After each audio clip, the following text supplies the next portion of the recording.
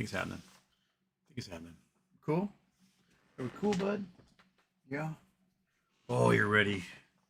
Alrighty. Hello, everybody. Oh, welcome to Use of a Problem. It's after dark. It's Friday. It's Friday after dark. We're ready to go. Woo! All right. So, the big news is that the plan, or at least not necessarily the details of the plan, but the plan has been filed with the court, and we've been given notice of the plan. They state explicitly that there will be no Chapter 7. Everything they're doing in Chapter 11 is enough. They'll be able to reorganize and emerge as a new entity. Something's coming. And all the voting classes have agreed to it. There's a couple of nays in there, but they were insignificant. And there we have it.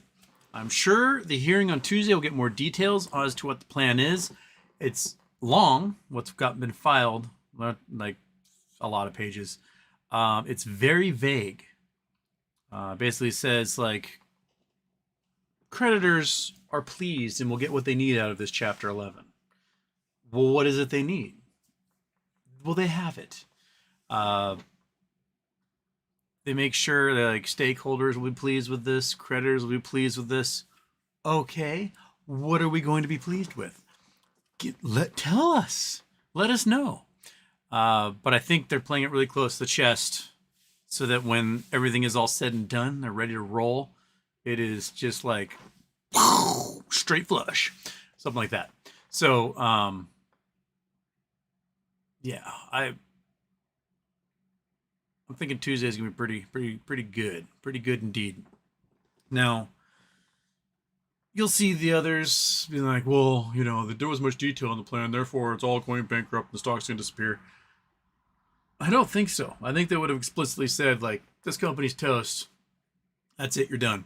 If that was the plan. But the plan is not the company's done. The plan is to take something, the shell of a company, and use it for something specific.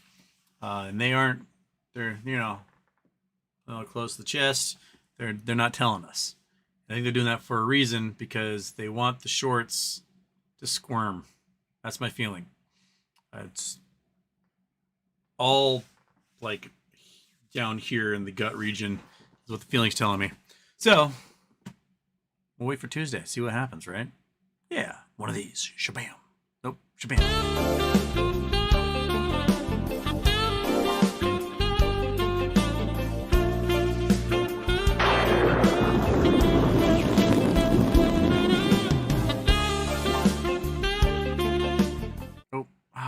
My sound isn't off. Don't tell my sound's working just fine. I can see my microphone working. Is your sound off? Oh. Do you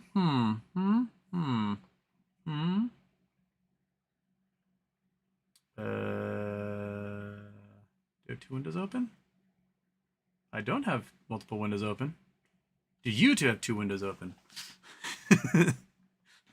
Check that. See if that's happening. All right. Bill Cohen got in here early. Ryan Cohen, the SEC, want to make sure no GME dividend is ever issued. They have blocked every payoff we've had so far. I don't know if they've blocked any payoffs so far. The SEC might not want it to happen.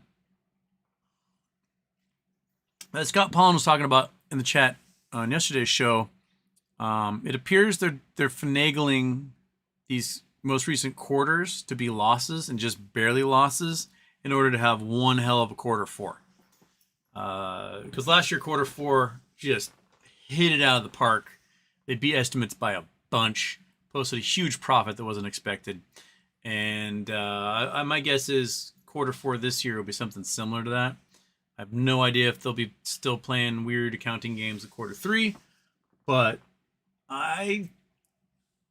they mentioned acquisition 98 times in their 10K, which means they're looking to grow and expand and possibly G-America it. And I think that's where they're going from there, Bill. Ludicrous speed. How close do you think we are seeing to more bank failures?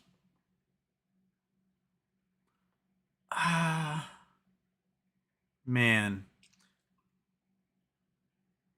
I don't want to say it's right around the corner, but as we get into October, and the end of October, I think is when we're going to see stress start to, like, you know, crack the walls of it a little bit more. That's what I think. So, oh, there's the kitten. Kitten. Might pick you up. One sec. I've been distracted.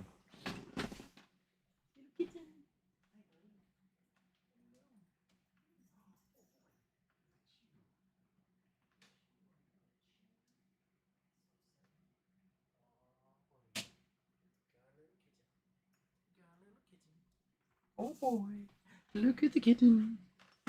She comes and visits. I gotta get her. But she doesn't visit all the time. Oh, the little kitten.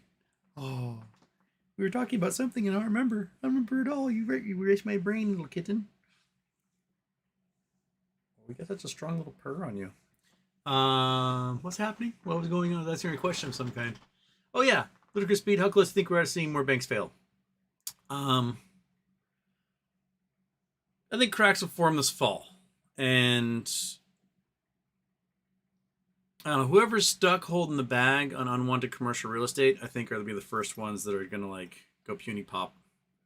And that's just, oh, you're so soft. You're the softest little thing. What was I talking about? It's Houston erases his brain by playing with a kitten. Oh, are you going to leave me? Don't leave me. I'm going to keep raising my arm, so I have to go higher and higher. Yes. Oh, you little bud. Okay, get on out of here. Run away. Okay. She's like, yeah. So there'll be contagion once. Don't distract me by walking past my door again. There'll be contagion that happens, and when one of these banks are stuck, left holding the bag on like $1 billion in real estate, and there's some regional or community bank that's stuck doing it, they're going to blink out of existence. And that could start spreading to other banks who are left holding the bag. And if it happens at the wrong time, when we're still experiencing inflation and we got to do more rate hikes, make bonds, and they'll make bonds worth even less, then the government's not going to be able to print. They're not going to be like, well, banks are failing, got to start printing. They're not going to be able to do that because they're going to have to just let the banks just vanish. Pass the assets on to yet another larger bank, making those banks even bigger and more of a threat. Or too big to fail. So we just need to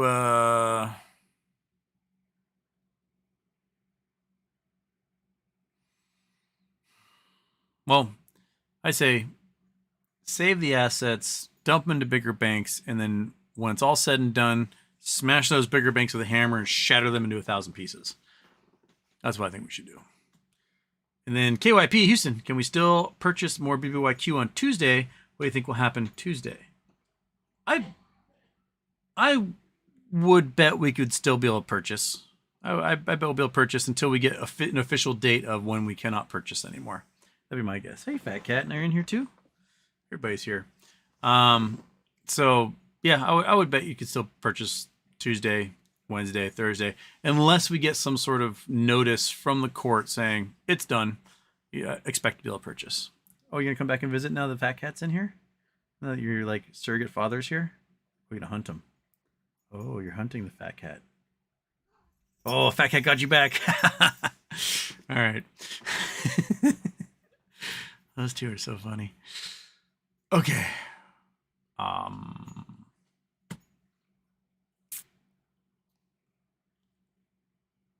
Mario Valdez got here first. Hours and hours and hours ago when I posted this show. Postmos, can you make all the videos you deleted available to watch? JK, maybe. Iglamon, South Korean regulator cracking down on foreign brokers who would naked short sale. This year alone, Korean financial authorities imposed over 10 billion won, $7.5 million US in fines and penalties for illegal short selling. That's from Business Korea. And Chase has now locked users out of their accounts, according to several customer reports. On Friday, 71% of reports are coming in from login issues, while 19% from transfer and wire issues. And J-Dog says, go Mariners. Go Mariners. They were ahead. When I last looked, I did not see if they won today. They won a hell of a game yesterday with Castillo. Oh, then it Blues in Tampa Bay. Bummer, man. It's gonna be a tough month, dude. Tough month indeed. Who's pitching today? George Kirby gave it 4 runs. Oh, George. Oh, George. He didn't Kirby that one at all. Oh, well. Tomorrow. It's always tomorrow. And J-Dog, Nishimura, hopefully not too cloudy on the 11th, 12th September. Yeah, Nishimura is a comet that was discovered recently. It's make another pass in 400 years, so you won't see it again. It should be visible naked eye. Yeah, the 11th and 12th, visible naked eye. It'll be just kind of a fuzzy little dot up there. And what's the weather supposed to do? Just have the weather thing on here. Tell me the weather. Where is it? Where'd my weather go? Can you tell me the weather when it's like horrible? Oh well. I have no idea what the 11th and 12th is going to be. Oh, my phone can tell me. How about that? You have save for yourself, phone. The 11th and 12th. Ooh. 8th, 9th, 10th, 11th is Monday. And it might touch and go. It got partly cloudy Monday and Tuesday. So we'll see if I can see it. But knowing it's northwest, if there's an astronomical event, no. We're going to make sure you don't get to see it. Got to see Hail Bop, because Hail Bop was up there for weeks. So there had to be an opening at some point. But Apache Football Films, Houston. How can you watch the inflow versus outflow? On level 2, every day, an inflow beats outflow, a stock goes down. Yeah. That's because spoofing, baby. It's all spoofing. And every single one of these market makers are doing it. The hedge funds are doing it. They're spoof. They make it look like there's more demand than there really is. And there's more shares than there should be. And they just spoof on both ends of the scale. That's what they do. Apache Films, I understand that happens when companies sell shares in the market. What are other reasons that besides obvious crime? Obvious crime. That's it. Obvious crime. I mean, theoretically, they could be borrowing a bunch of shares and selling them that way. But they're not. They're just selling shares that don't exist. Scott Lumley, Houston. It's time to answer the real question. Coke versus Pepsi, chocolate or vanilla, Beastie Boys or M&M. Coke, chocolate, Beastie Boys. Done. Easy peasy. You know, the Pepsi challenge was a true scientific study. They did it double blind. It was repeatable.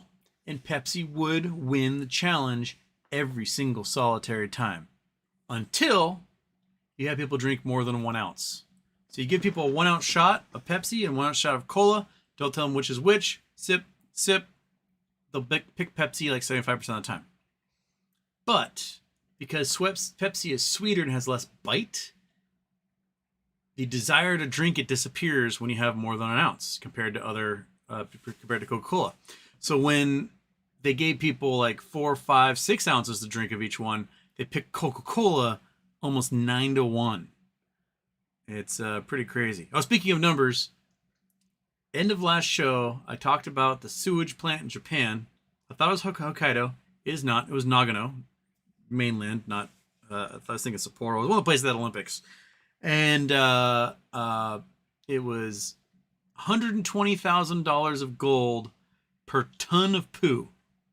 So 1.9 kilograms of gold they got out of 1 ton of fly ash poo. So they would take the sewage, they treat the sewage, send the water off, take the solids that were left over, burn it in a fuel plant, and the ash that was left over, for every ton of ash they got 1.9 kilograms of gold out of it. So commercial gold mine.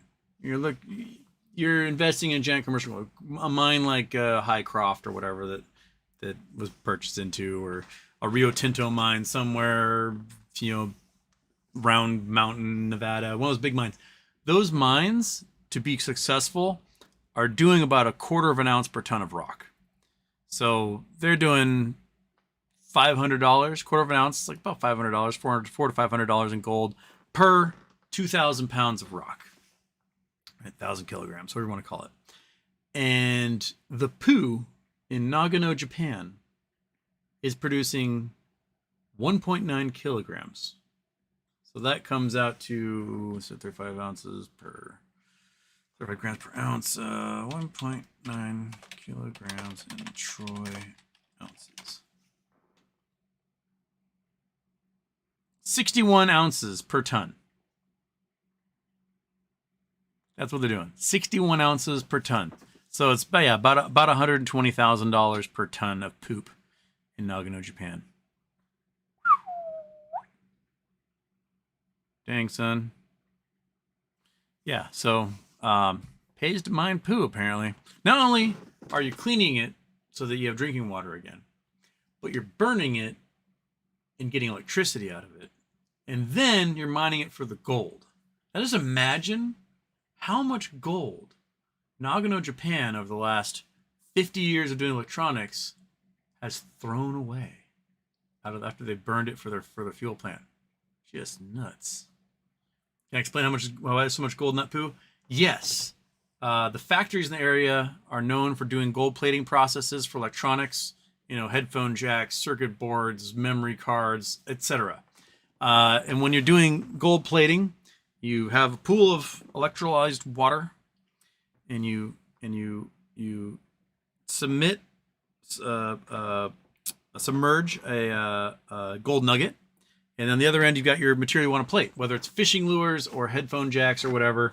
You put a whole bunch of them at the other end, and they run a current positive from one end to negative on the other end, and all the gold starts coming off the nugget and plating all the other conductive material at the other end, which includes your fishing lures and whatever, you commemorative pins, fancy pens, whatever you're doing in your gold plating process down there. But a lot of tiny little molecules and atoms of gold are still in the water and get dumped through the sewer system and end up being treated at the plant. And so they have all these factories doing gold plating processes all over the place, and literally like gajillions of pounds of gold escape through their systems and end up in the sewers. And a few years ago, I don't know, when was that they did the... I'm going to look that up again. Okay. Nagano, Japan, gold sewer. Gold mine from sewage sludge. 2020, so this is like 4 years ago. 3.5 years ago.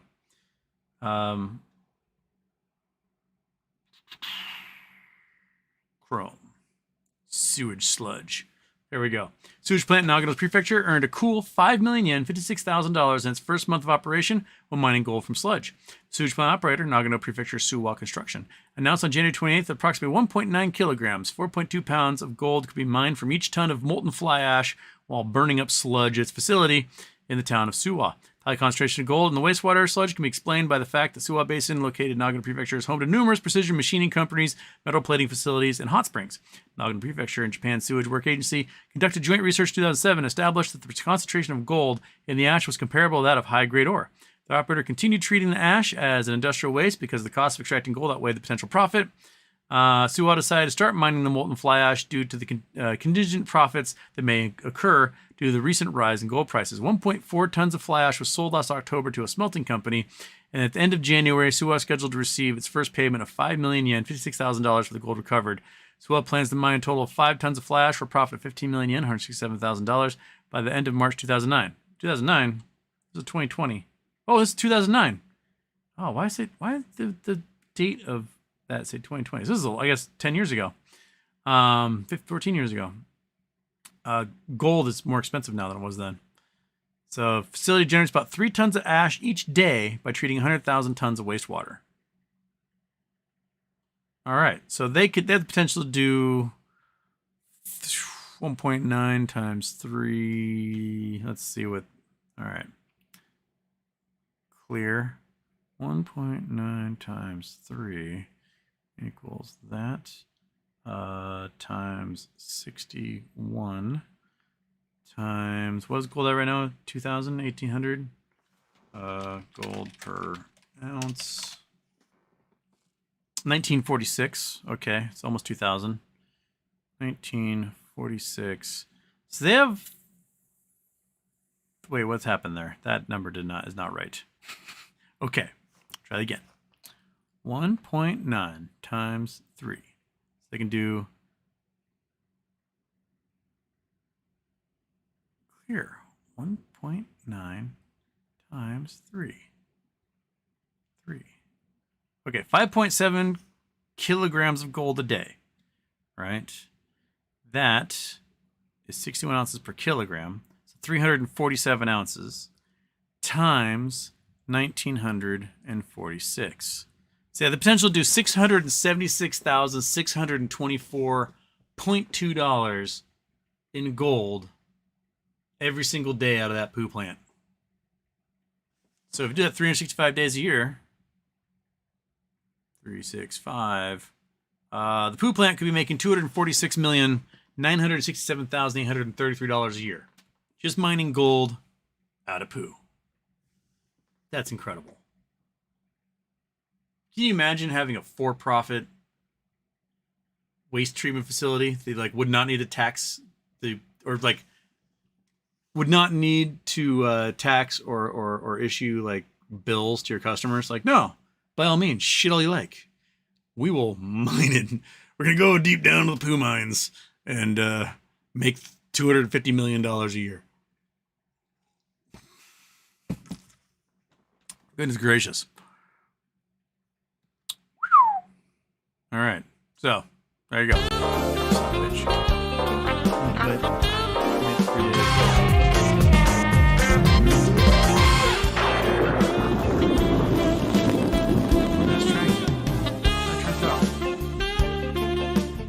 didn't turn anything off. And the daytime one was on also, so dang it.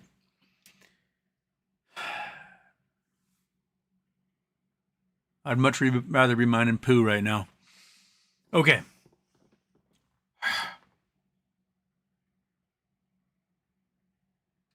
Pepsi vs. Coke. Pepsi Challenge. Whatever. Kirk Wilson, Houston. Which is smarter, Marriott Puts or Iron Condor? Which platform is best for trading options? I don't think it really matters what platform you trade options on, personally.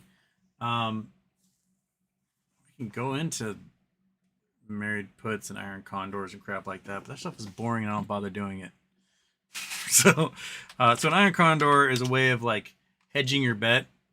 It's not a way of winning big when you do puts and calls. It's a way of coming out on top each time. You I forget exactly how it is, but you do a long-term put on one side, a long-term call on one side, a short-term and a short-term, I think it is.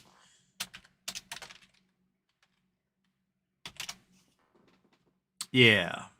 So Iron Condor options strategy allows traders to profit in a sideways market, exhibits low volatility. So yeah, if you've got a stock that's kind of meh, you use one of these guys.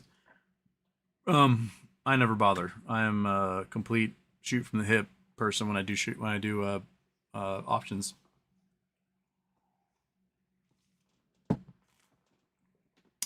Yeah, Iron Condor consists of two options pairs. First, a bought put out of the money and a sold put closer to the money. So you're buying one out of the money, selling one close to in the money, and then you do the opposite side with a call. Sell a call close to the money, and then you buy one that's far outside. And in the end, you end up with your 5% gains almost every single time on doing that. And then your married puts are kind of similar.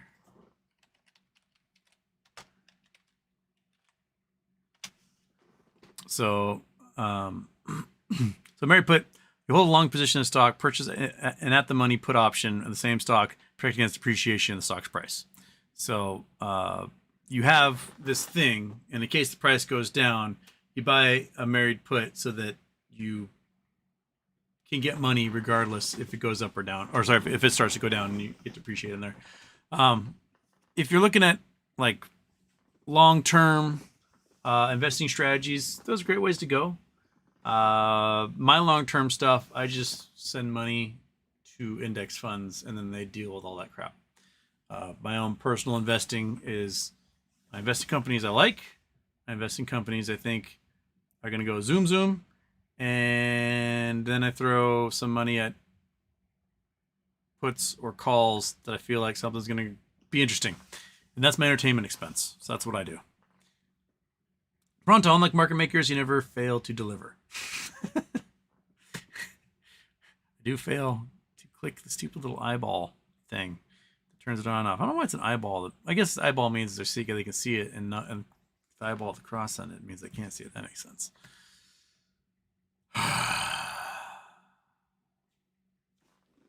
After dark, baby.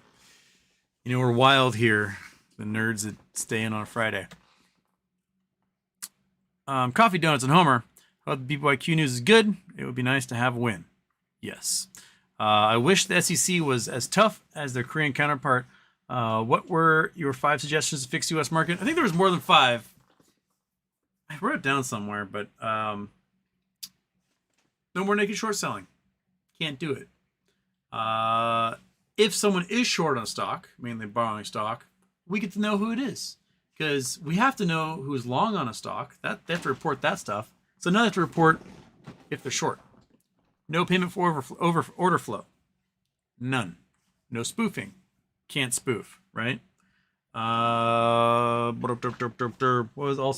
else we have, monkey?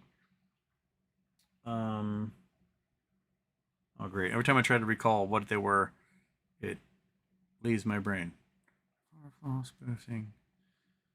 Oh, no dark pools. Get rid of dark pools. Gone. Gone.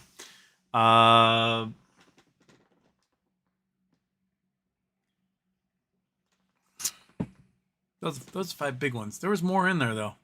We had a list of like 10 at one time for sort of an investor's bill of rights. I had to remember what piece of paper I put it on. Maybe I typed it up. Crap. Where is it? I don't know. I'll find it. I'll make a list, and we'll have our list for our Bill of Rights. Luke Alexander Houston. You are correct about Horny Trek. I'm currently on Retro Binge with The Next Generation. Every other episode has a sexy woman, skimpy clothing, or someone on the ship really horny. Horny Star Trek, baby. It is canon. Where's our horny Star Trek? Even Voyager had plenty of horny Star Trek in it. Like they had tried to have what's her name? The 4-year-old that, you know, everyone's like, what? She's 4? That's weird. And then she's like an adult hot blonde married to a dog person. And they got rid of her and brought in 7 of 9. Everyone's like, that's what we wanted. Hot Borg. And so that worked great. 7 Jerry Hallwell, 7 of 9 was absolute horny Star Trek, just perfection. So then they have her back as like a badass ranger in the Picard series. So, you know, horny Star Trek. Can't beat it. We need more of it. Doesn't have to be as horny as Next Generation, but just like a horny episode once a year. Why not? Pleasure Planet, whatever. Bring back horny Star Trek. Lost Waves, CM Punk got fired. I don't know what that is. CM Punk? CM Punk, Cookie Master. Oh, he's a wrestler. Okay. He got fired. He's 44. I can't imagine. Like, Hulk Hogan's still wrestling. That dude's like 110 years old. But I guess he got fired? Okay. I know nothing about wrestling. That is not one of my strengths at all. You watched Super Mario Death Clock yet? No, haven't seen it yet. Did you see the Ryan Cohen hit piece? I don't know which one. An AMC board has no shame. This is true. I wonder if they're going to give themselves bonuses. I'll be interested to see if they report bonuses at the end of the year. If they do, just hang them all, man. Start to bring out the guillotines, start chopping up rich people. That's what needs to happen. There, happy birthday. Wonder what you're seeing. The crystal ball predicts next 6 months. When can I be able to be so rich beef jerky prices don't have to bother me no more? That is interesting that you brought that up. Like, beef jerky is something that's always surprised me as to how expensive it is. I understand you're taking a cut of steak and you're shrinking it down into a rinky-dink little strip because you're sucking all the water out of it. But, like, they're not good cuts of steak. There is a place that has life-changing beef jerky in Washington, in a town called Cle Elum. There's a place called Owens Meats, and I did not know about Owens Meats. I'd lived here my entire life. When I was originally in grad school at UW doing astronomy, we're an observational astronomy course. We're heading to Ellensburg, and that's where one of the UW telescopes are. It's just outside Ellensburg, so between Ellensburg and Yakima. And our professor, we're in a trail of cars, like following their professor, and she's like, "We're stopping off at Owens Meats." I was like, "Okay," and she's like, "You're all getting beef jerky," and we're like, "Well, I'm vegetarian." She's like, "I don't care, you're all getting beef jerky," and we go in, and she has us all, each one of us, just buy like a pound of beef jerky. She's like, "This will change your life," and I bit into it, and it changed my life. I did not know beef jerky could be so tender and so delicious. Oh my God. If you ever drive through Cle Elum, Washington, go to Owens Meats, get beef jerky. You've never had anything like it in your entire life. It is so good. And it makes eating other beef jerky just seem like you're eating shoe leather scum. And you look down on your Oh Boy Alberto and your Jack Links and whatever else beef jerky you got going on. And this is as someone who had a lot of Oh Boy Alberto back in the day, because when I was doing computer networking, I was working as a consultant. I built Oh Boy Alberto's computer networks, and they just fed us beef jerky. I'm surprised I don't have colon cancer right now from how much beef jerky I had at like 19 years old via Oh Boy Alberto. But yeah, it's food technically, I guess. But if I have MOAS money, I'm getting my fair share of Owens Meats beef jerky all the time. Ludicrous Speed update from Rosa. She did a live show. I haven't had a chance to watch it yet. One of the days this past week. So try to find Rosa Tawil on YouTube or a Twitter account. She'll have a link to it. I was planning on watching it this weekend because I haven't had a chance to do it yet. J. King Houston, great to be here for another late night. You've been MIA. On late nights, I need my late night fix. What do you think about GME and AMC overseas? Looks like something ready to go. Poink. Yeah, so Revolut. How do you say it? Revolut? Whatever that broker is in Europe. They apparently don't have enough margin to purchase GME and AMC for you. like a haircut got given, especially on AMC because the stock's worthless now. And they don't have enough liquidity or cash to actually buy the stocks you want anymore. So leave that brokerage and go to a real brokerage that actually has powers to trade, or buy through your local exchanges. Like if you're going to get GME, buy it on the Frankfurt Exchange or something. Not buying through Revulit's broker here in the US who's putting in some weird account that's supposedly being held in your name and whatever they're doing. Get a real brokerage. That's what I have to say. AMC, I see AMC getting hammered. And then when they do their Q3 earnings, they'll have a good old spike. Woo! And that'll be probably when Adam Aaron and company sells shares. That'd be my guess. But if they sell shares before they get the Q3, like woohoo, made a whole bunch of profit that quarter report, they're silly. And then again, they are silly. So whatever it is, they're gonna do the wrong thing. So they'll probably sell a whole bunch before they get a spike from Q3 earnings reports, and then that's when the people they sold it to will sell theirs. That's what's gonna happen, right? Adam Aaron will find some hedge funds to dump a whole bunch of shares to. They'll do it when the shares are like in the toilet. Then they'll have a fantastic Q3 earnings from Barbenheimer. And then whatever short hedge fund they sold to, that's when that short hedge fund is going to sell and then drive the price right back down again. That's how I think it's going to happen. What do you think? Huh? Oh, God, what? Okay.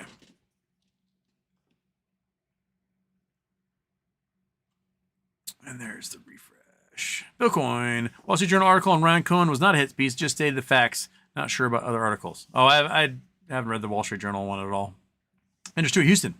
Can you please explain to us how shadow banking works? What is the difference between it and normal financial institutions? Thanks, dude. Shadow banking is like, if you have a brokerage account, say you have a Robinhood or a Webull or whatever, if you have cash that's ready to be, you can to buy stocks with or whatever, but sitting in your account, just kind of like cleared, it's just sitting there, and you're earning like 5% interest on it. That is shadow banking.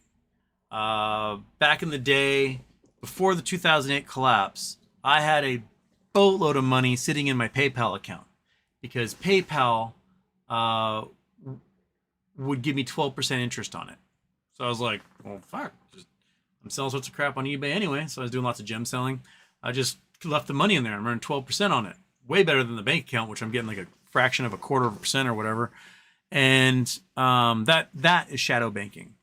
In China, you have commercial banks that are licensed and everything. And then you have a bunch of shadow banks, which can be things that act like banks, but are more Ponzi scheme in China, where you deposit your money and it acts much more like an investment fund, where they'll put your money to work.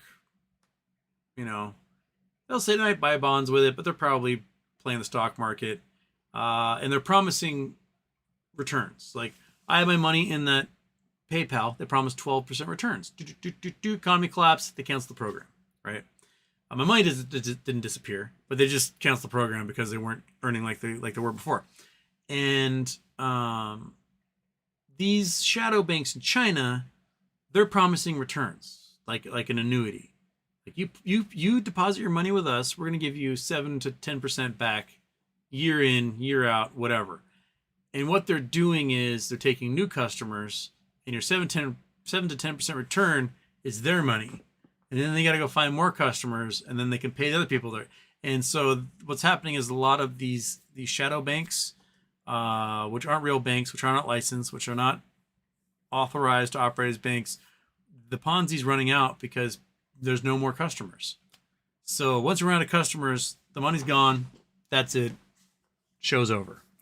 And so that's sort of how a shadow bank. I wonder how the internet defines shadow bank. Shadow bank definition. Shadow bank, something similar. They raise as mostly borrow short-term funds in the money markets and use those funds to buy assets the long term. Okay, yeah, so they're basically borrowing money from you, playing the markets with it, and then hoping to pay you back. Yeah. So they'll create credit, but not subject to regulatory oversight.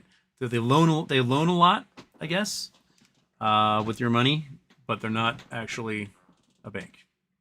They're not regulated in their what they are. So here is like they have a little graphic. Shadow banking, you got money market funds, parts of commercial banks, investment banks, hedge funds, issuers are your shadow banking guys. And a lot of these dudes, if you're in China, are probably Ponzi schemes, kind of Bernie Madoff style. So, yeah.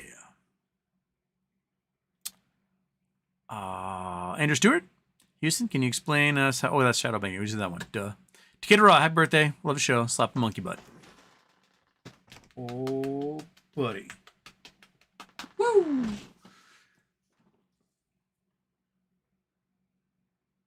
Walt, the man in the middle. Hello, Karen. Okay. I'm your friend Law from Wahoo. That is all. Carry on. I will. Aaron Salentine, Houston. Finger 12 days trading green. Rumor on Wall Street is that Lind Capital's in trouble and Wall Street in going long in the asset next week. Ham Short Killer said on his live. So to get Ham on here. I have not looked at Finger recently. Nope. Back. Whoops. Not that far back. Fingers are 652. It's gone up quite a bit in the last week. So, yeah, we were bottomed out this last week at 555. Last month, we bottomed out at 398, end of August. 2 days after my puts expired, or my calls expired. Looks like it's getting close to 7 again. They just need, what is it? Not next week, week after is the monthly. So you need to have it close that high on a Friday of the monthlies. I think that'll do it. That'll what pushes it over. QIP, finally, it's me. Okay. Bex, Houston, love the shirt. What are the odds of a crash in October? Thank you. I like the shirt too. It's like crazy, oversaturated pictures of flowers. Odds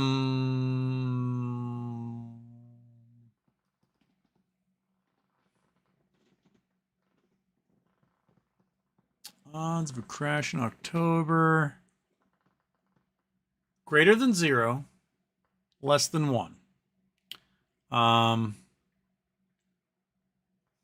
25, 30% for October. I think we'll start to see stress come in the fall.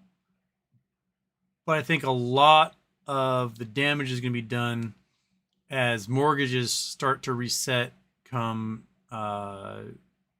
January, February, March, and so on. Because those are the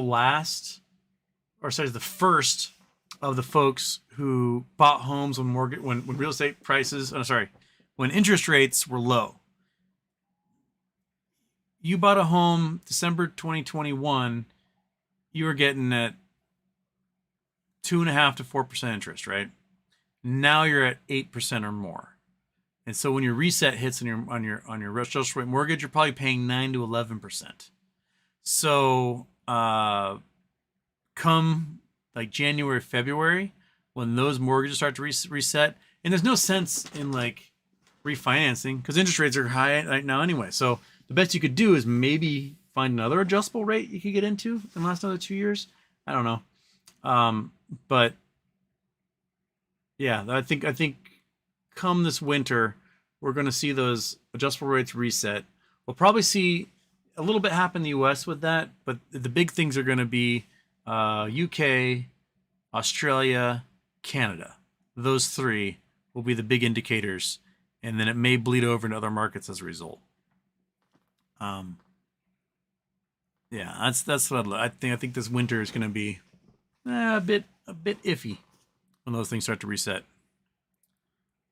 Fabrizio's plopping away. Oh,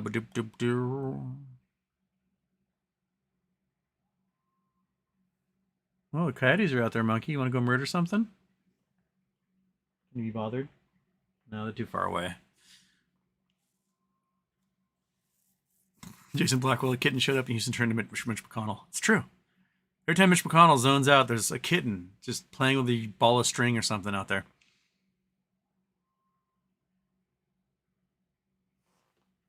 Okay.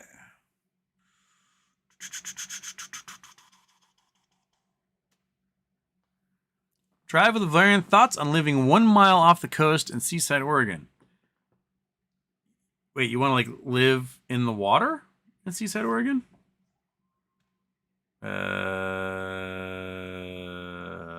Google Earth. Wrong screen. Oh yeah, we were looking at UK last time. Golden UK. Okay. Well, first of all, I'll tell you 1 mile off the coast in Oregon is Barf City. Seaside, Oregon is somewhere around Meow, right? Lincoln City, Newport,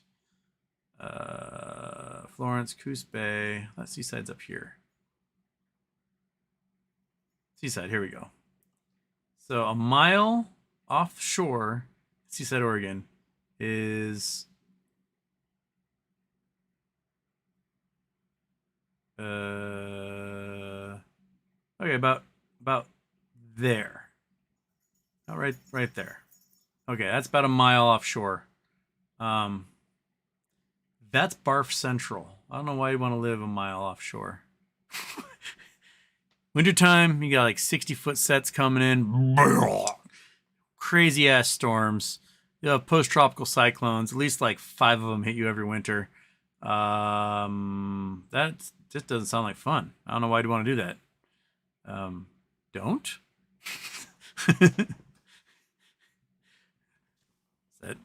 Yeah. If you're 1 mile inland from the coast, cool. All right, 1 mile inland, you are. Oh, come on. There we go. You are somewhere on the other side of the river. That's cool. That's right on. You can do that. You aren't going to get all barfy living out there. I was thinking like a boat anchored a mile offshore. Ugh. That's what you're going to have. So, Seaside's a cool little town. And you can mine gold. Black sand. See if we can see some from space here. This might be the wrong time of year to get black sand. But there's black sand along here. And you can mine it for gold. Not as much as a little bit further south in Lincoln City. And definitely not as much as Gold Beach in Oregon. But lots of gold to be had. Lincoln City? Is that Lincoln City? Westport, Sea Rock, Florence. I went too far south, didn't I? Tillamook, Cannon, Seaside. Where Lincoln City? Lincoln City, yeah. Okay. There's Lincoln City. That's the river. So lots of gold in this beach. You can see the black sand right there. Look at that black sand right there. Shunk, shunk, shunk, shunk, shunk, shunk, shunk, shunk, shunk. Gold. Boatloads of gold in that black sand right there. And as far as I know, Dave Plath is the only one out there mining it. But yeah. Go down, park on the beach, get yourself, there's probably delicious gold in these rocks right here. Sniping Central. Go in the vacuum and just suck up every little crack right there. Get lots of gold. Anyway, I'm distracting myself. Don't live on the ocean, live on the land. That's what I have to say. Frozen Day Productions, happy birthday, Houston. Can you please put on your flat earther hat and describe volcanoes from that perspective? I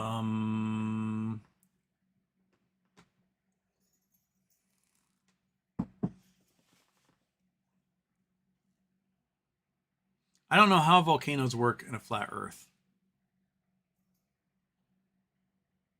I mean, I don't know how you even describe plate movements on a flat earth. Like, what? How do those work? What if you don't have molten magma in the middle and your Earth's not spinning? You have no magnetic field. If you have no magnetic field, you're getting bombarded with charged rays all the time. So the fact we have a magnetic field is proof that we have a molten core, and if we have a molten core, it's proof that we're round. So I don't know how one explains volcanoes in a flat Earth scenario. I may need a flat earther to give me their absolutely insane opinion on that. So I can go, oh, that's fucking stupid. That's not how any of that works. Yeah, I can't imagine what an excuse would be for a volcano in a flat Earth scenario. Like, what would be the mechanism for plate tectonics if it's not round?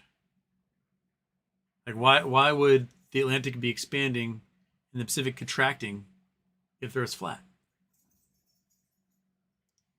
And why can I go from the Atlantic, from one side of the Atlantic to the other side of the Atlantic, go across the continent, and then go from one side of the Pacific to the other side of the Pacific, and then go across the continent and go from one side of the Atlantic to the other side of the Atlantic? Why can't I do that in a flat Earth? Explain that to me, flat Earth weirdos. Oh, you guys wrestling? Is a wrestle? Can we get a wrestle show? Fat cat, you're such a good dad. You are. You're just a fat, happy dad. I'll need to get you a pair of New Balance and a little lawnmower, and you can just be the most dad in the entire world. Carl Olit. Houston, you didn't really answer my last question. Who educated the AMC vote? AMC themselves or outside entity? I have no idea who did it. I would assume it was AMC that did it.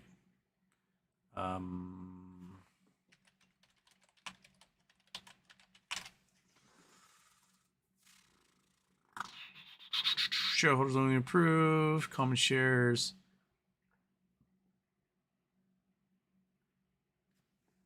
Does this one? This is oops, that's still Google Earth. Boink. Shareholders approve increased proposal, voting 8% in favor. Shareholders approve reverse split proposal, 87% in favor. Okay. This is the press release. Shareholders vote in favor. Proposal increase. Blah blah blah. Represents depository holders shares. Represents proposal 3. Stock previously closed February. Connection with litigation instituted By purported stockholders of the company, the Delaware Court of Chancery entered a status quo order that, one, allowed the vote of the charter amendment proposals at the special meeting proceed, but precludes the company from implementing the charter amendment.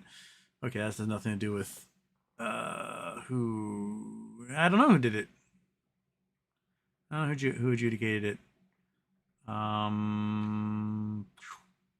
Never really thought about who did, but I assume AMC just took the proxy votes from the brokers and added them up, but I don't know who would put the rubber stamp on that.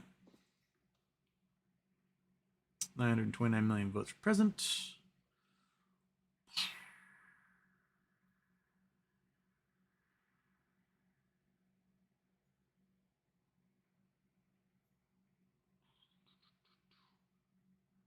Yeah, no mention of it. So I don't know. I cannot give you that answer, Carl. Not a clue. I'm sorry, but I can't help you on that one. So my guess is the board. The board's probably responsible for that.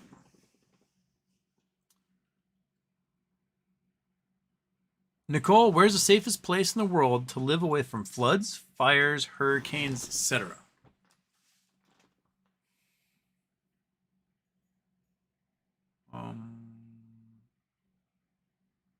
Well,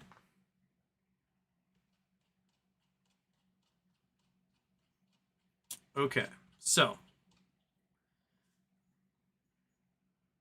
when you have subduction zones, you have volcano chains. So Seattle, Canada, Northern California, volcanoes.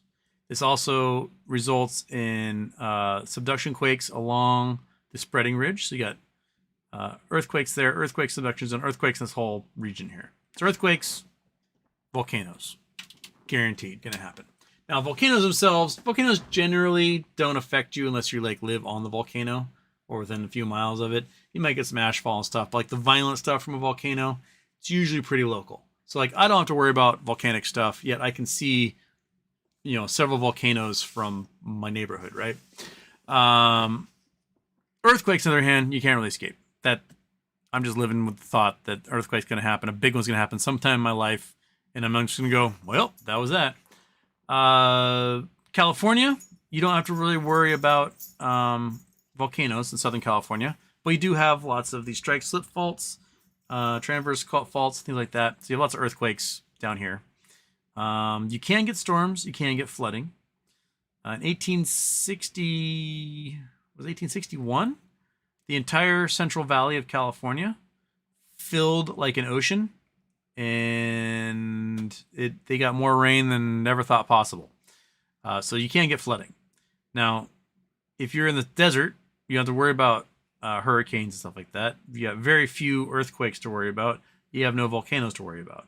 You do get flash flooding. There's monsoon season. So if you're looking for no floods, don't live in the salt pans or in the slot canyons. You're going to get flooded.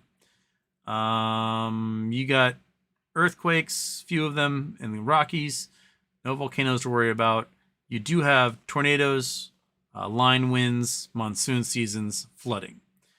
Midwest, tornadoes, crazy thunderstorms, flooding, awful winters. Midwest North, awful winters, flooding. Northeast, flooding, good old thunderstorms. Hurricanes can get this far north every once in a while. You got nor'easters. South, hurricanes. South, hurricanes. Heat domes, so you're cooking yourself. What else? So that's the U.S. Canada right now, everything's on fire, so you have that to worry about. They can also brutal winters. Europe. Don't have to worry about earthquakes too far to the north. Go to the south, Italy, Greece, Albania, Turkey, earthquakes. Heat domes over Spain. Heat domes over the Mediterranean. Hurricanes can kind of sweep through here and make for some gnarly storms. Get up here every once in a while. We have lifelong droughts in there. Sub-Saharan Africa, I don't know too much about Sahel weather. I assume there's probably monsoon seasons and dry seasons. Volcanoes to the east along the Rift Valley.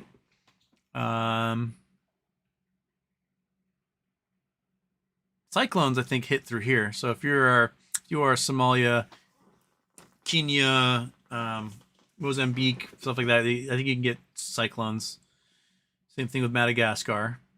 India gets cyclones. They get tornadoes. They also have crazy monsoon seasons where just a lifetime's worth of rain falls in a matter of days. China, earthquakes. They get cyclones or typhoons. Same thing with Japan, Philippines, Taiwan. Philippines volcanoes, Japan volcanoes, Philippines earthquakes, Japan earthquakes. Australia, Perth can. Oh, hey there, fat cat. Perth can get some cyclones every once in a while out in Western Australia. You have gnarly droughts, but you don't have earthquakes very often. There's not really any mountain building going on in this region. You can get freakish earthquakes in Papua New Guinea and Indonesia. New Zealand, they get the storms, they get the earthquakes, they've got some volcanoes. South America, lots of earthquakes, lots of volcanoes on the west coast. I don't really hear about cyclones hitting anywhere in South America. So maybe you can get to like eastern Argentina. Not have to be worried too much about those storms. It's pretty temperate to subtropical. So maybe there. They deal with insane inflation and a government that's constantly changing. So there you go. There you have it. There's the rundown of the universe, and you're screwed everywhere you go. So accept that. Natural disasters are part of life, and it keeps things interesting. Because then you go, remember when we were trapped under rubble for 46 hours and we were rescued by that nice fireman who was visiting from Australia? You can say things, you can do things like that. So,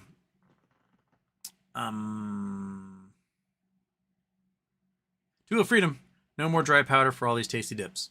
That seems to be the problem happening at the moment. They're outlasting us in that case.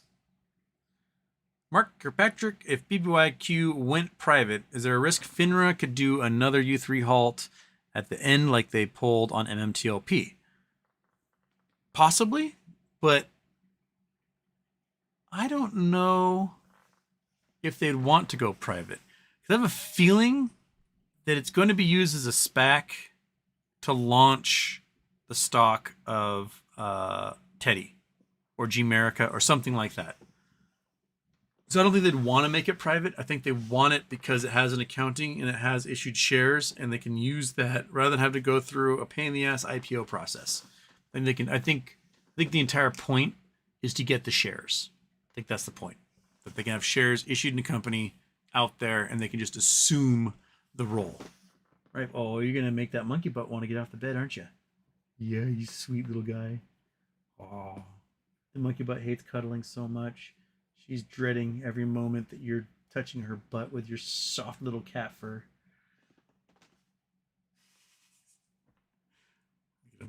He just wants to love and cuddle so bad. I'm gonna love you. Can I just love you? Oh, can I love you? Monkey's like, I hate this. I hate this so much.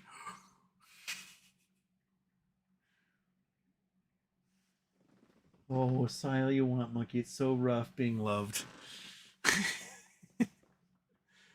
That fat cat is just such a sweetie.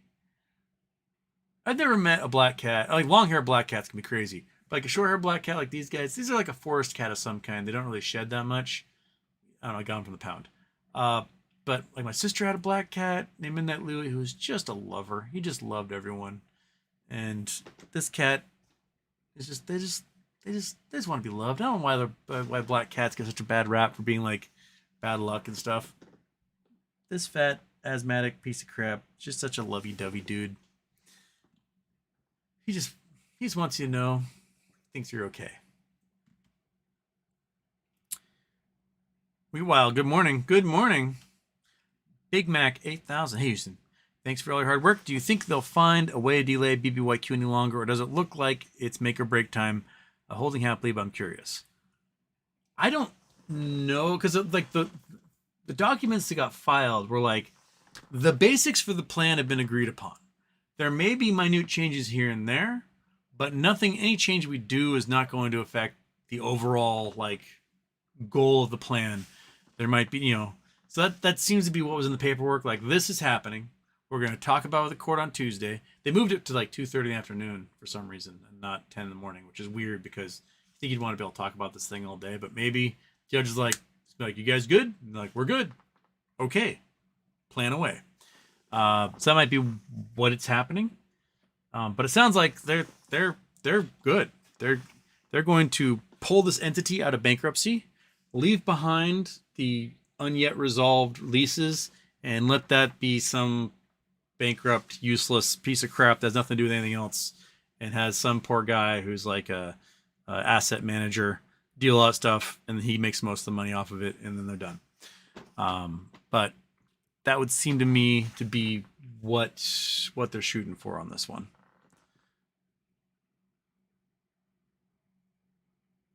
Says before, Houston Wave borrow fees are disappearing, helping out their buddies. Maybe. Or like no one wants to short it anymore because you already won. So you short it down for $77, or sorry, $770 down to $7. So you're up $663 on that stock that you shorted 2 years ago. You're cool. You probably made tens or hundreds of millions of dollars since then. Can you imagine if you had the capacity, right, to short 10 million shares of stock at $55, right? You short 10 million shares at $55, which is, AMC was in the 50s for quite some time there. You make $550 million. Cool. That can go a long ways for you. The stock price now is the equivalent of like 70 cents. So you go and you buy your 10 million shares at 70 cents. Who gives a rip? They're offering another 40 million and you're golden. You just made $540 something million. You're fine. That's where a lot of these short hedge funds are. They aren't going to go buy because then they got to pay taxes on it, and they don't want to pay taxes. Oh, I made $550 million profit. I'm not going to pay taxes on that. So you want to drive it even further. You want this strike to go on longer. You want AMC not to make any money off of doing their stock issuing, so that they're still like buried in interest rates. They're still going to play long term, and they've got the leeway to do it right now. So, Ryan Cohen came in and immediately had them paying off their debt instantaneously. He rode that wave of enthusiasm, sold those shares of stocks between like $150 and $350 over the course of months, paid off their debts, got $1.5 billion of cash sitting there, and they're like, we're good.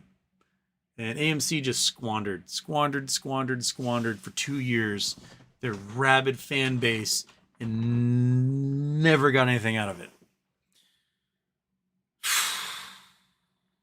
And next summer, they might not have any movies to play because everyone's on strike.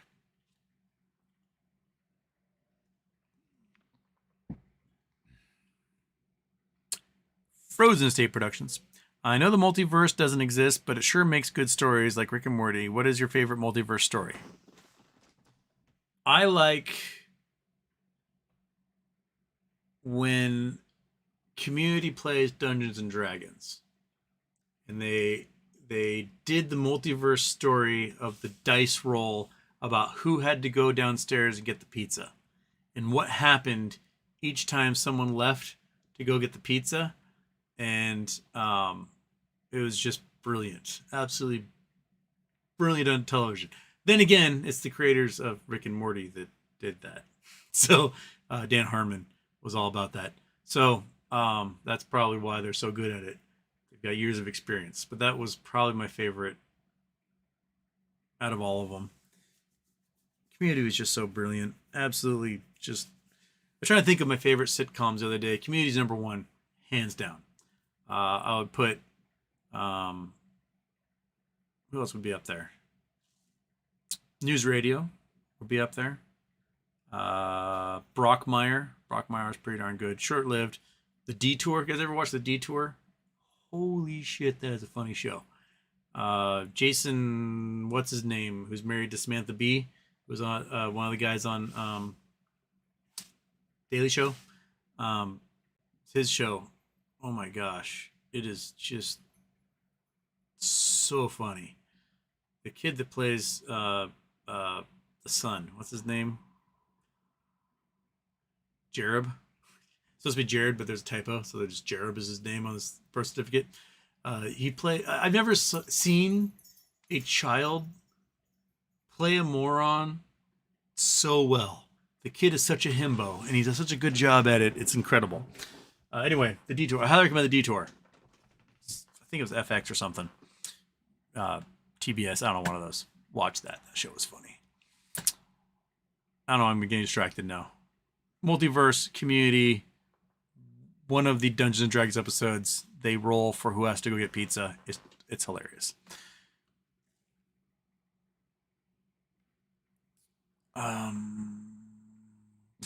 Walt the Man in the Middle, Houston, time to buy Airbnb puts. Probably not a bad idea.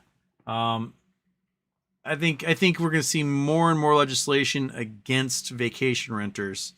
For one, like, empty houses can't vote, right? And if people in the houses that are empty are pissed off, they're not going to vote for you.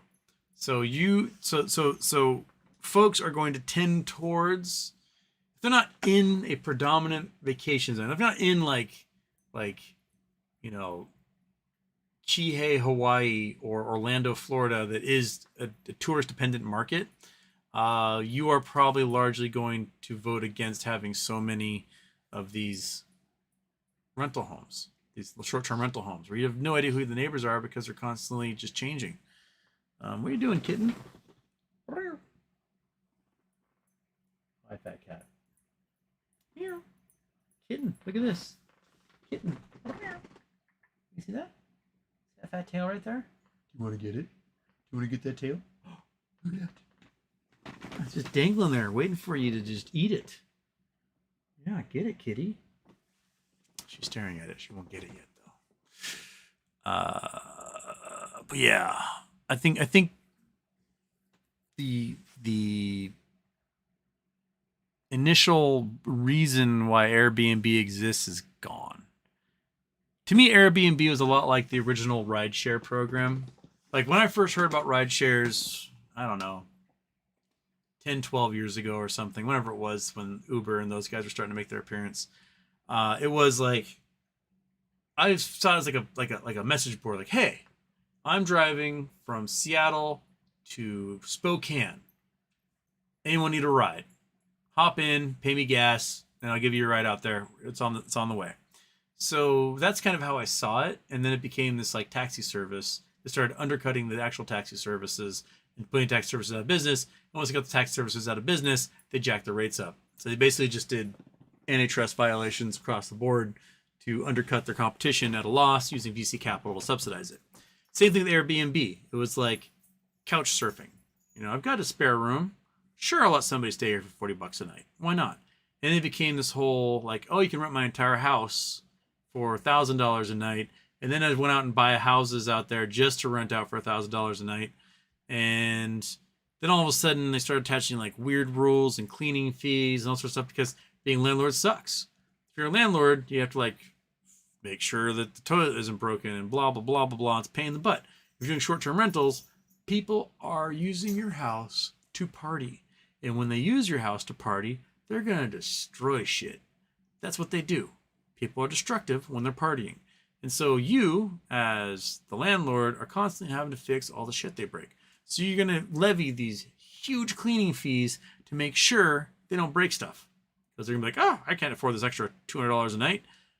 Which then all of a sudden translates to the price I thought this house was ends up being hundreds or thousands of dollars more than I thought. And now I'm upset the entire program. I might as well go back to just staying in a hotel where I can destroy the hotel room and they just go, whatever, and move on with their lives like a rock star.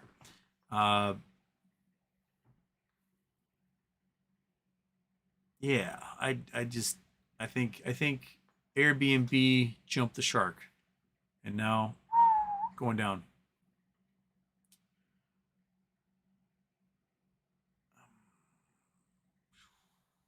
WeWild's talk some AMC puts. WeWild loaded up on AMC puts, and he's making a killing right now. I should have bought a whole bunch before the reverse split. I didn't. I missed that boat. WeWild. We were chatting earlier today, and he was looking at October and possibly in the winter at more like $4 puts. I can see AMC getting down there or going past it. The one thing I would caution is when they do their quarter 3 earnings. The quarter 3 earnings are going to be spectacular. They're going to show green. They're going to show a profit. And everyone's going to go, oh my God, they saved themselves. And you're going to get a... And then all of the people who bought the 40 million shares will sell. And the price will go back down again. So, if you're going to sell before the earnings, you're probably going to be golden. If you're going to buy more puts, like I might buy a bunch of puts the day after they announce their earnings and let it ride back down again. That might be what I do.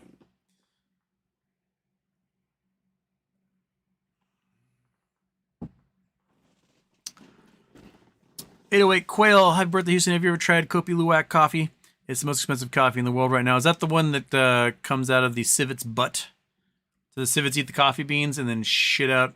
They eat, like, they digest all the fruit off of it and they shit out the bean itself. Is that the one that's like $100 a pound? You gotta go through the forest and pick up civet poop all over the forest and then roast it.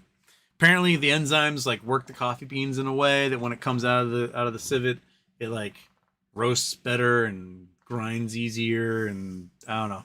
But I'm not a coffee drinker. I don't really like coffee. I hate the smell. I absolutely hate the smell of coffee. It just, I don't understand how people drink it. I don't. Like, ever since childhood, my mom's like, "Want some coffee ice cream?" And I take a bite and like, this is fucking gross. I don't know why people do this to themselves. But no, I've never had Kopi Luwak coffee. If that's the one, is that the civet one? Let's make sure. Kopi Luwak coffee civet. Yeah, that's the one that's civet poop. Okay, yep. So, these guys take their turds, you find their turds out in the forest, like this, look like granola bars, and then you roast that, and that's the coffee. They eat the beans, and they shit that sucker out. I'm sure they're raising the civets now and just feeding them the beans rather than going through the forest floor, picking them up. But yeah, all over Asia, these things. And how they got eating these coffee beans? I don't know, because how did coffee even get to Asia for these folks to be eating it that way? I mean, it started in Ethiopia, the coffee region of Ethiopia. There you go. There's a big old coffee bean turd coming out of a civet. Beautiful. Just look at that. $100 a pound right there of coffee bean gold. What just a classic. Probably says something in like Indonesian there. That's hilarious. I don't know.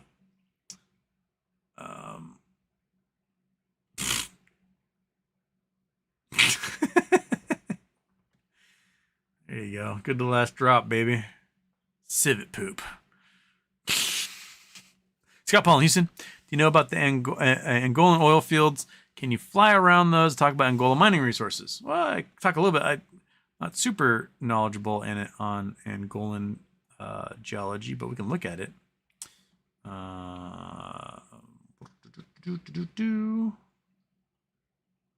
on, give me some maps. So Angola, northern part of the Kalahari, southern part of the Congo. That's what you got with Angola. Was a totalitarian communist dictatorship for a long time. Still might be a communist dictatorship at this point. Low population density, much like Namibia to the south. A little bit more rainfall. As you can see, it's got a little more green in the satellite photos. Lots of diamonds. Lots of diamond mines here. The kimberlite pipes. I don't know if we'll be able to see any kimberlite pipes out here. But this, like when people talk about blood diamonds, they're often talking about diamonds from Angola. Warlords control a lot of the mineral trade. So if you're buying raw materials from Angola, you're going through probably black markets, fences, warlords, smugglers. you name it. I don't know where the oil fields are in Angola though. So, but like looking at the rocks. So if I were looking at all this, I would say here is where you're going to find your oil and natural gas, is in this area. Just because I see folds similar to the Appalachian Mountains, and that's where the oil industry started in the U.S. So I would say here, and then there's probably stuff along the shelf. Let's see here. Let's see if we zoom in and we can see anything. Ulgay. Oh, these might be little towns in these valleys. These are definitely tiny little villages. I don't see any outright industrialization happening there. Looks like those are clouds. Never mind. Let's say there's like deforestation there. But I wouldn't doubt if these mountain ranges are analogous to the Appalachians. They formed at the same time when the two continents had smacked together. But lots of folds through here. So my guess is lots of oil and gas all through this region. Oil likes to pool, so rocks will get squished together and they'll bend and fold and they'll make anticlines and synclines. And when they make the anticlines, you get a bubble on top, right? And groundwater can fill that bubble, and the oil will float on top of the groundwater. Oil is lighter. And so when you drill down, you're drilling into that oil and you're sucking up all the oil that's inside that fold. That's the traditional way of getting oil out of rocks, and what you're looking for are those anticlines that do that. So most traditional oil sucking happens with rocks like that, and you can just see that this rock's all folded, making waves like that. So where are the Angolan? I'm gonna look this up. Where are the Angolan oil fields located? Lower Congo Basin, offshore fields off the coast. Yep, deep water fields, Lower Congo Basin. Goes over production grew by annual 50%, 2002. Okay, show me on a map though. I want to know top 5 oil fields down Angola estimated by reserves. Can you show me a map? Are you guys just no? Not gonna show me a map? Cool. Thanks for not showing me a map. If I put map in my search field, map. Okay. So what do we have here? What is that? I can't even read that map. There's so many weird colors in here. One sec.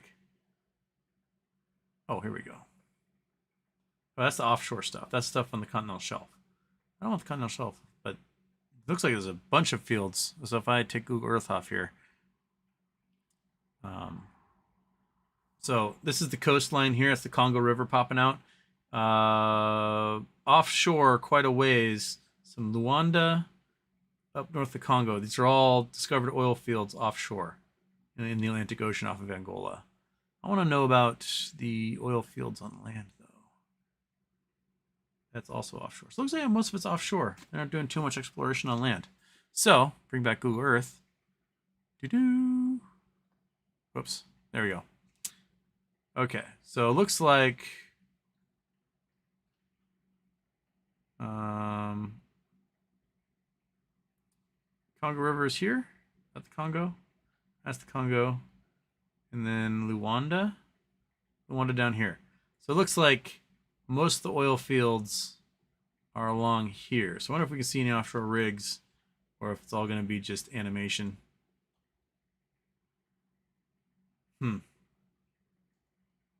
Looks like animation. So a lot of the shelf. So reason why you get oil fields offshore, especially in on shelves. So like up and down the east coast of the United States, you actually have a boatload of oil. There's just a lot of regulations where you can't go mine those continental shelves. And if we do a big zoom out, you can start to see like up here in North America, you can see a huge shelf, right? There's also a big shelf off the UK. A lot of the shelf that is between Norway and Scotland, where the North Sea oil and natural gas deposits are these continental shelves. This is because when continents smack together, they make giant mountains, right? And then they pull away, and as they pull away, those mountains are left behind, erode, and flow out to sea.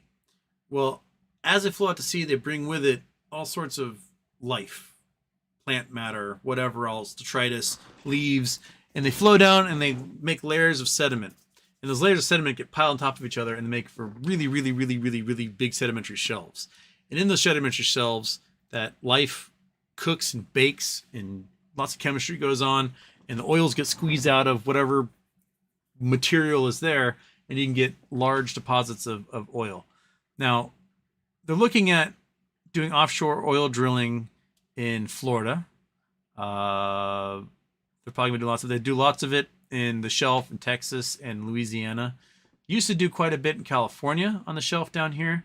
You can go to like Santa Barbara and see oil rigs offshore, San Diego, places like that. Not as much as they used to. Tons in Alaska. These shelves are huge. A lot of the shelves up in Russia is where a lot of the oil in Russia comes from, is up here on offshore rigs. But the weather is just brutal. So you get a lot of oil in the shelf. The shelf in Africa is not particularly large. You can see that it's not as large as it is in like off the coast of the U.S. or anything, but still decent. Goes out dozens of miles. How far out did the shelf go? From Luanda out to here, 160 miles. So you have 160 miles of continental shelf. So that provides a lot of area for a lot of oil.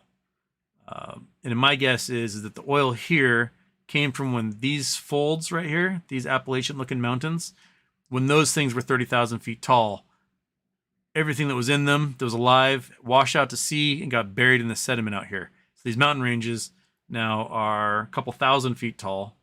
That's it. But at one time, you go back 350 million years, and the Appalachian Mountains looked a lot like this. This is what the Appalachians look like. So if India ever gets done slamming into Asia, and then they don't manage to stick, and they spring back, you will have two giant mountain ranges on two different continents, and the ocean between them, and these mountain ranges will eventually erode away, and you'll get oil fields between the two of them. So, there you go. Like the Hindu Kush as well, same type of thing, same type of deal.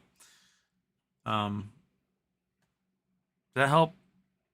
That's me not knowing specifics about Angola, but knowing about the generalities of that type of rock, what it does. All right.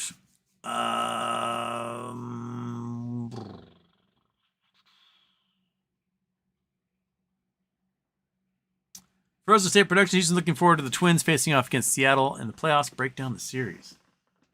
Oh, man. I don't know who's on the Twins right now.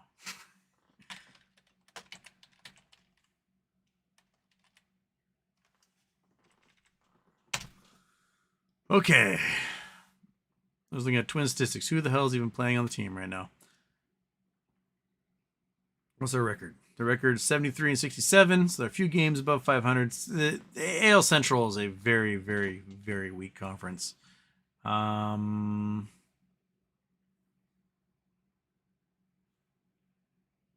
see here. Got to go there. Got to turn off Google Earth. We got the Twins. All right.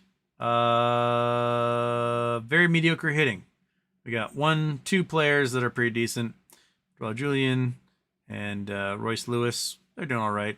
On the bench, we got Ryan Jeffers. Okay. Matt Wallner. Okay. Ryan Jeffers is their second catcher. He's been all right. Who's their first catcher? Vasquez? That's not very good. That's a pretty poor hitting catcher right there. Starting pitching. Let's look at their whips. That's decent. Whips is the walks, hits per innings pitched, and that is sort of like if you around 1, you're a stud. If you go above like 1.2, 1.3, 1.4, you're middling, and if you're higher than that, you suck ass. Now they're all 1.1. Couple of starting pitchers, 1.2 to 1.3. Those start to be like middling pitchers. My guess is the reason why they're in the playoffs in the AL Central is because of these four right here. Okay, relievers. They got some decent whips. Couple. This guy not so much. He looks he's on 7-day DL probably because his elbows exploded. But yeah, they're doing all right. Now, Mariners side.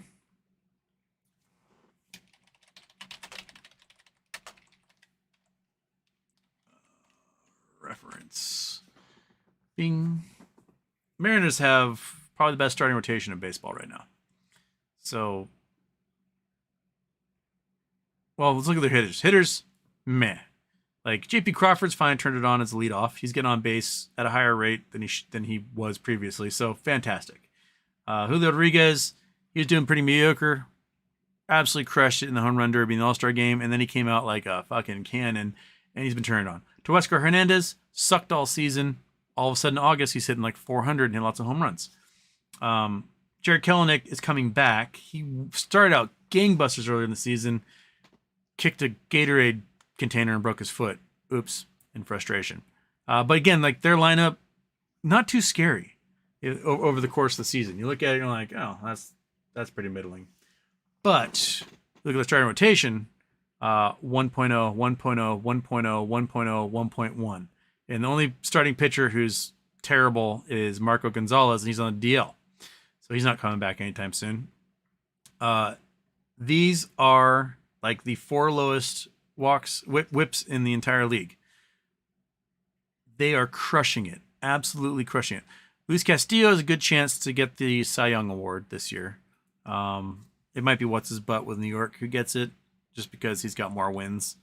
But he's got Luis Castillo is the lowest whip in the entire league right now. George Kirby, who lost today, he's got 10 strikeouts per walk. That's like God level. And he only doesn't even give up an average of a walk per 9 innings. So he's got incredible control for a young stud. He's going to be a monster someday. And then Paul Sewald's gone. He's got traded to the, I think the Diamondbacks. But again, Matt Brash, he's a power guy, but like they're doing all right with their like Trent Thornton. Look at that, 0.96. That's stud level for whips. So I think it's gonna become more pitching matchup because both sides hitting is like, it's okay. But I think it's gonna be a pitching matchup, and the Mariners come out on top if it comes down to pitching duels. That's the way I feel it. Because the Mariners, when it comes to close games, Mariners win. If it's a one-run game, Mariners are more likely to win it than anyone else in the league. So that's what it comes down to, I think. But we'll have to see if they make the playoffs because they've got a really hard schedule here for the last part of the month. They're facing Tampa Bay, Astros, Rangers, Astros, Rangers, Astros, Rangers, Astros, Rangers. It's going to be a rough part of the season for them, end of the season. And now that everyone doesn't care about baseball, is like, boring. I said, look at the table full of numbers all day. That's all you guys do anyway. So, there. That's Houston's crappy, I don't know who the hell's playing on the Twins baseball team to give you an idea of what's going on. Predictions. Pitching duel. That's what it'll come down to.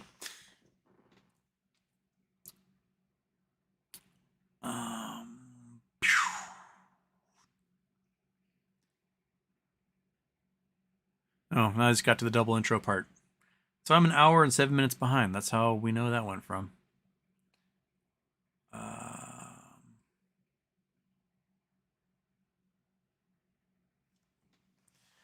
BW Brand Hurricane went from a Cat 1 to a 5 in 24 hours and wasn't even in the Gulf. You're talking about, is it Lee? Hurricane Lee?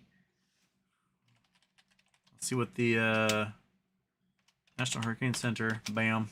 See what the update is. So there's Lee. Lee is, winds are 115 miles an hour. 963 pressure. I bet that's going to drop a lot more. Okay, Lee, what do you got for me? Where's your cone? Give me your cone. So we got some dancing happening. So it is going to take a big turn to the north. All right. So before the cone was kind of a straight line. Now they're saying it's going to take a turn to the north. You guys can't see what I'm doing.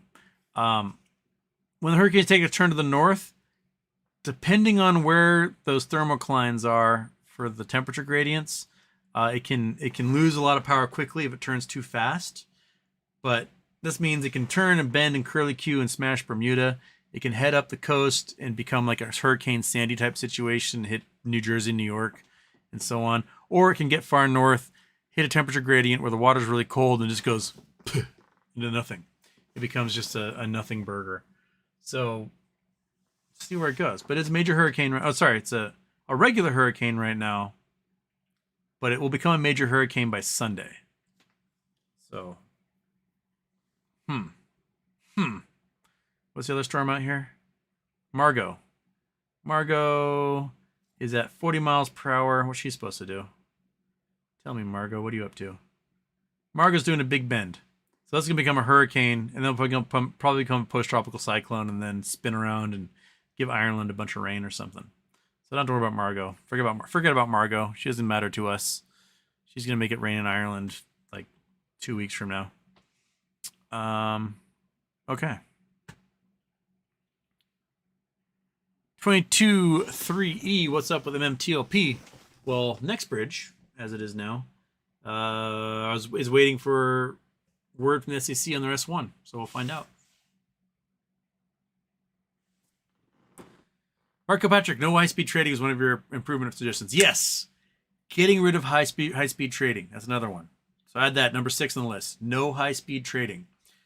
Namely, if you get a share, a clock starts. You have to hold on to that share for like 5-10 whole minutes. I don't know, whatever the arbitrary clock is. That way you can't bounce an infinite number of shares back forth to manipulate the price of things. Manipulation of all kinds should be illegal.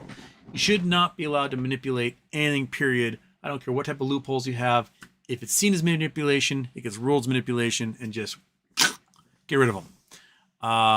Yeah, no high-speed trading. That's stupid. If you're high-speed trading, all you're doing is manipulation. Oh, yeah, I'm just trying to get the arbitrage between the markets. No, you're not, asshole. You're definitely trying to manipulate something. I just trade this guy 300 million times and I make $65,000. Who cares? Stop it. Go away. Trade like a normal person. If I don't have the power to do it through my brokerage portal, you should not be allowed to do it at your fancy giant firm. Like, everyone should have the same tools to trade, and that's it. Fair playing field.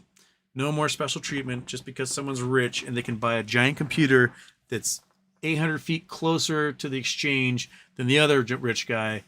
There should be nothing there that gives you that kind of benefit with high frequency trading. Get rid of it. Thank you. Thank you for reminding me. High speed trading.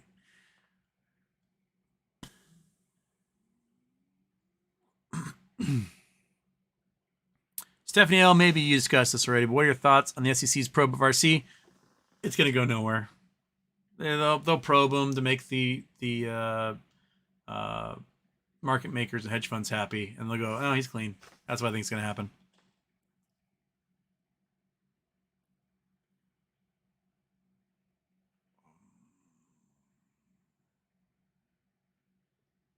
Before stupid, I'm a bit behind, but how dare you call Neelix a dog person? He is a rat person. That's confirmed by Q.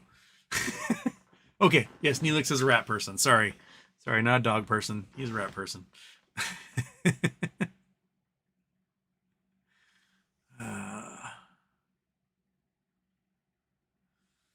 Lady Graham has gotten herself in a bit of trouble down in Georgia. No wonder he was crying on Fox News begging for donation support. Is he getting charged down there? No, he testified, didn't he? He didn't get charged, but I think he's one of the people who turned state's evidence and then was on TV. He was like, oh, glory me. They're treating Donald Trump so horribly down in Georgia. And he's one of the guys that probably turned state's evidence against Trump. So he doesn't want to get charged or anything, but he also doesn't want Trump to know that he turned state's evidence against him or his voters to know that. So he's going to, all day long, just be absolutely just having the vapors.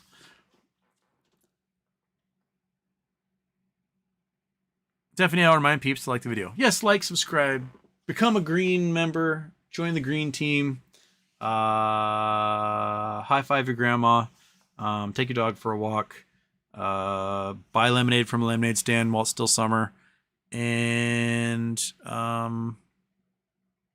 take time for yourself. That's most important.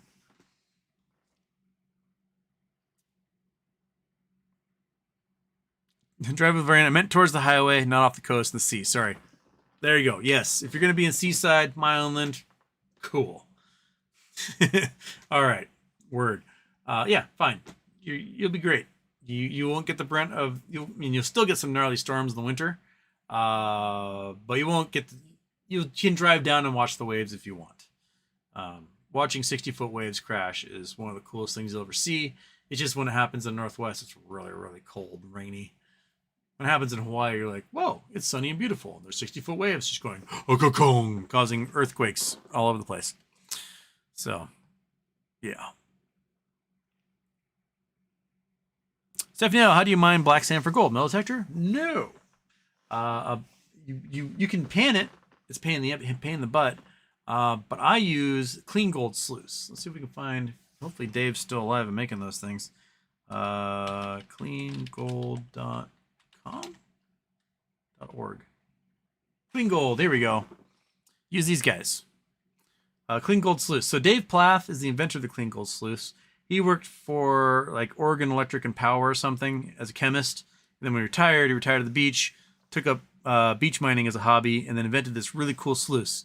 So these sluices, they have line magnets in them.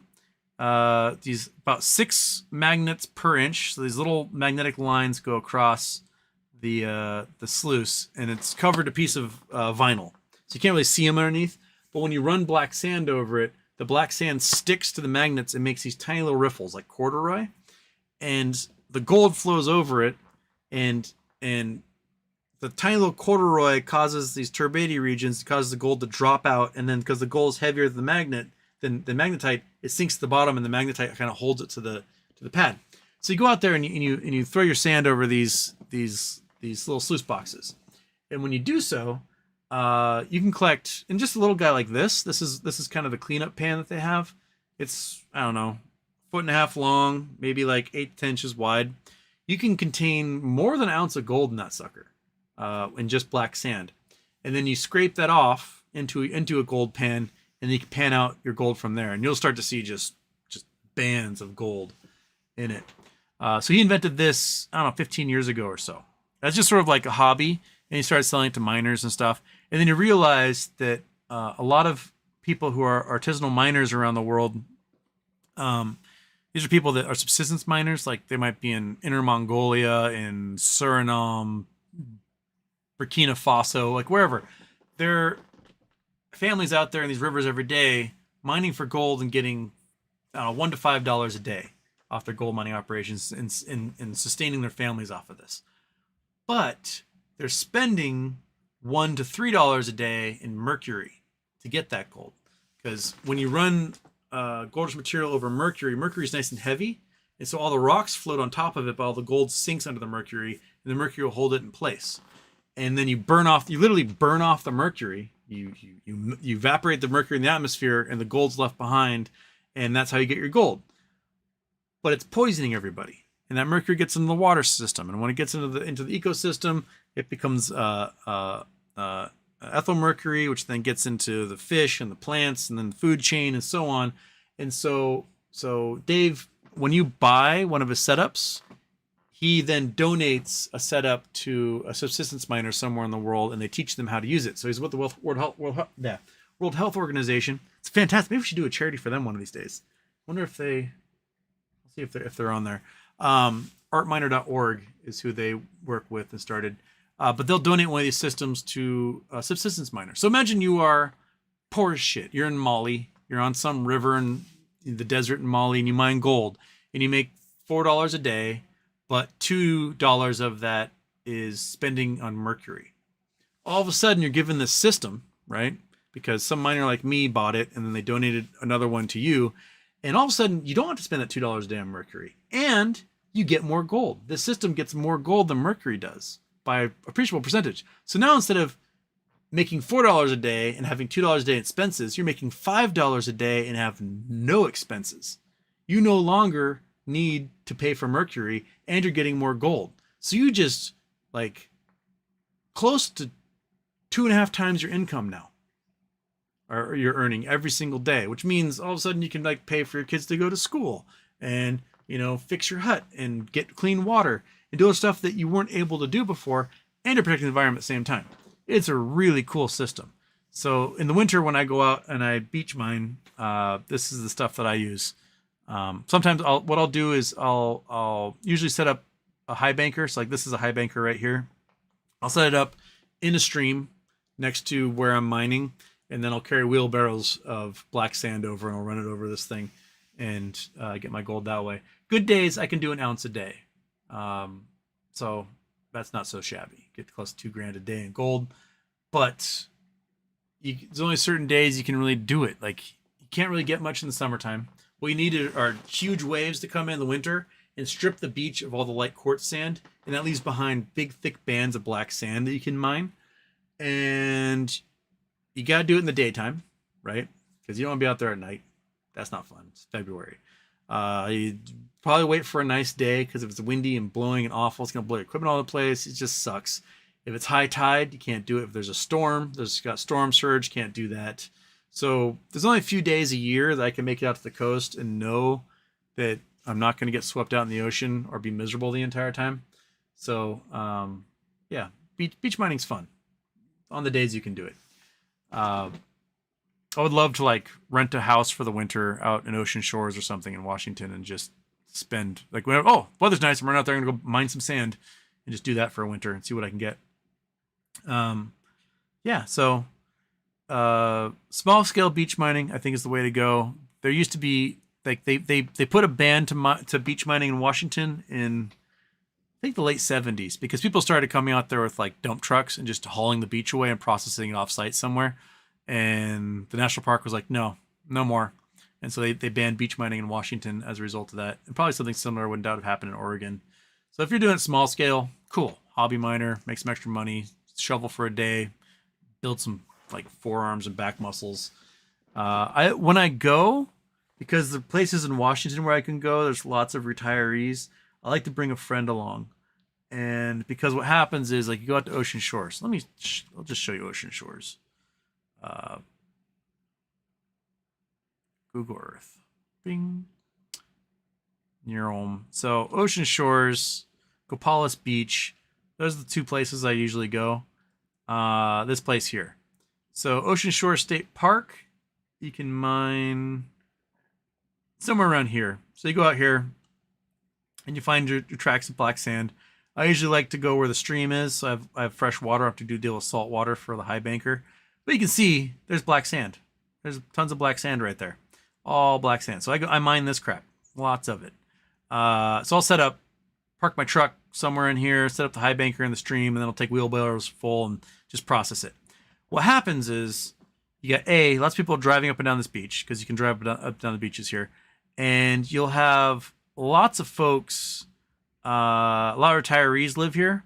Like all these houses, they got golf courses and marinas and canals and stuff. So you have lots of retirees like out here, and they walk past you while you're mining and they go, "What you doing there?" And you say, "I'm mining for beach sand." And then they start a conversation. Well, my grandfather was a miner, and they just want to talk and talk and talk and talk.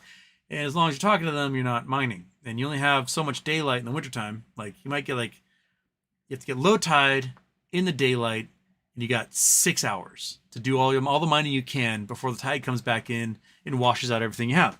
So you can't spend your time talking to these old people who just are bored and lonely because their kids don't call them. So I bring someone else along with me.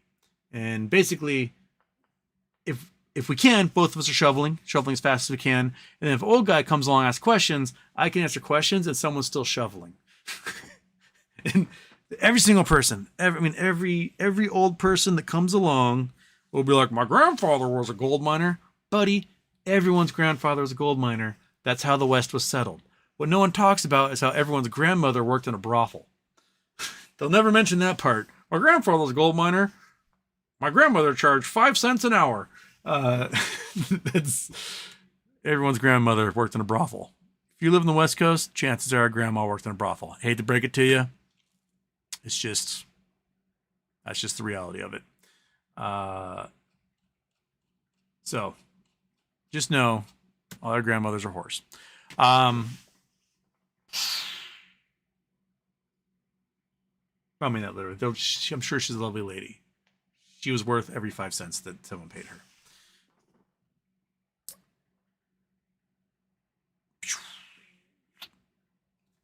Gemini S. Houston, in regards to the molten core, I'm assuming the rotation of the planet keeps the core moving, but why does the temperature ever cool down and solidify? Good question.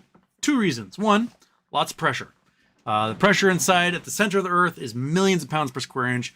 Pressure forces molecules to bounce faster, so it works as a fantastic insulator and sort of maker of heat. But the heat eventually will radiate away, and it will solidify. We saw that happen in Mars and in the Moon. Those have both solidified. But what the Earth has also, on top of all that pressure, is there's a lot of tritium, radioactive hydrogen trapped inside that stuff that has radioactive decay, which heats up a lot of that material. So, and tritium lasts for a long, long, long, long time. And there's a lot of it down there. So that is one of the reasons why the Earth's core stays warm for as long as it has, is that you got lots of pressure combined with lots of radioactive isotopes that are keeping it hot. So Earth's core is relatively big for its size, and Mars's core is pretty small, and it's also pretty small, so it's easy for that heat to radiate away and for it not to have as much action from any radioactive isotopes that are inside of it. And like Mercury has a giant core for its size, and it's really close to the sun, so it's just piping hot. Venus also has a really large core for its size, and it's also piping hot. So its core is going to stay hot for a lot longer than even Earth's will. But Earth's core will cool off probably in a couple billion years. But by then, the sun will have inflated and boiled off the Earth's atmosphere. And you and I will be all dead by then, so we don't care, actually. We can try to care, but we won't at all have an opinion on whether the core is working or not. Now, some lineage of ours, billions of years down the line, whatever evolves from our sorry asses, they may care, but I hope that by then they've figured out how to get across the galaxy lickety split, and they can go pillage other planets by then and be a feared warrior race. That's what I hope for. There's BW Brand Talk Radio Decay. BW Brand, China's new 9-dash line takes over entire South China Sea. They now have every Asian country in the area aligned against them. Just brilliant stuff. If you guys haven't seen South China Sea, let's go look at South China Sea. Doo-doo-doo. Okay. Wow, wow, wow, wow, wow. All right. So basically, we got East China Sea, got South China Sea. When I was Okinawa, Okinawa's here. East China Sea, this side was nice and warm. Pacific side was really cold. So you wanted to go snorkeling over here, not so much over here. South China Sea is Taiwan. You've got Vietnam. You've got Indonesia, Malaysia, Brunei, Philippines, all through here. And what China has been doing, because your national border, your land border can be 12 miles out to sea, and your international border can be like 200 miles, or whatever your sphere of influence. And so what China is doing is they're going out in South China Sea, and they're making these little sand islands, and then they're extending their border because they're making these sand islands out in international water. And everyone else is like, fuck you, dude. No, it doesn't count. And then they're trying to count they say Taiwan's theirs, but it's really not. And there's actually islands just off the coast of China that are in control that Taiwan controls. Some of these islands, is it the Kinmen Islands? These are the ones that Taiwan controls? I think this is Taiwan's. Kinmen Airport. Do you have a Wikipedia for me? I think this is part of Taiwan. So there's a couple islands here that are Taiwan, and they're off of was it Jinan? Is that the city here? Xiamen.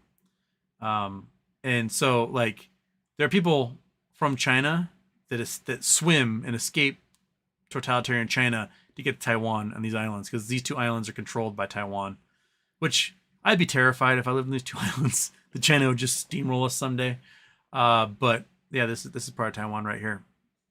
But China claims their international border, extends all the way past these countries, and thus they own all of the South China Sea. There's actually been a push to rename it so that China doesn't feel like, because it's called South China Sea, that it's theirs. But that's really hard to do. Call it something else. Like there's a fight right now over the Sea of Japan. Sea of Japan here. That Korea wants to rename it so that Japan doesn't feel like this is all their ocean right here. Because there's a history of Japan enslaving all of Korea for centuries. And they just think, oh, we should name it something else. Just so that Japan doesn't take us over again someday. But I don't think Japan has any desire to take over Korea at this point. They just want to build robots and have sex with those. So if China builds really cool sex robots, Japan may invade. That's, I think, the only reason Japan would invade Korea at this point.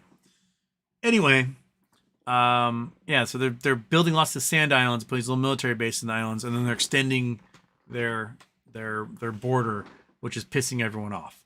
And so now everybody hates China.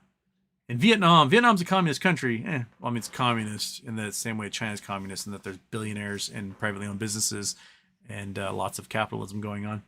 But they hate China. And the last time Vietnam and China went to war, Vietnam kicked the crap out of China. So, there's nobody in China. There's not a single person in the military in China that's ever actually fought a war. All those people are dead. Anyone who fought in Vietnam is dead, because if you disgraced Mao, he would just kill you. So, General, you didn't do a good enough job, you're dead. Next one goes in there. He doesn't do a good job. He dies too. Next, kind of like what Putin does. He throws him out a window, right? Oh, you're doing a very good job. Oh, he committed suicide and fell out a bunch of bullets.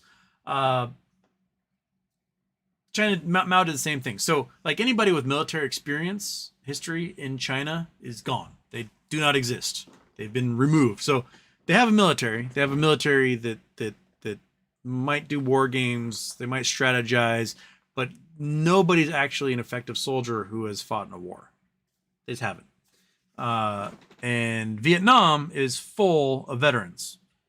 Cajillions of everyone was fighting in Vietnam on both sides. So they know. They've done that. Their generals, were lieutenants in the Vietnam War. They've got some chops. They fought China. They fought the U.S. They beat them both. And you have all of Taiwan, which is, everyone gets conscripted. The Philippines, they fight dirty. Military dictatorships all through here. And they all hate China. So this huge populous region, 70 million people in Vietnam, 70 million people in the Philippines, 200 something million in Indonesia, got 100 million in Malaysia, something like that. They all just absolutely hate China. So they'll gladly band together with anybody who's anti-China. And so China's managed to surround themselves with quit zooming in, I'm trying to move the map. Surround themselves with people who just hate their guts. They got North Korea as their friend. Russia doesn't really like China. China doesn't really like Russia. Again, they fought wars against each other. Mongolia is leave us alone. Most of these folks, Thailand has been taking some Belt and Road money from Russia, but it seems to be backfiring on them. They're kind of now maybe we shouldn't have done that. India doesn't like China. They're fighting over this whole region here, which nobody can even live there. So I don't know what they're doing fighting over this. Not like they've got roads or towns or anything, but they're all fighting over it. So I'm rambling. Welcome to Friday night. Houston drinks water and rambles.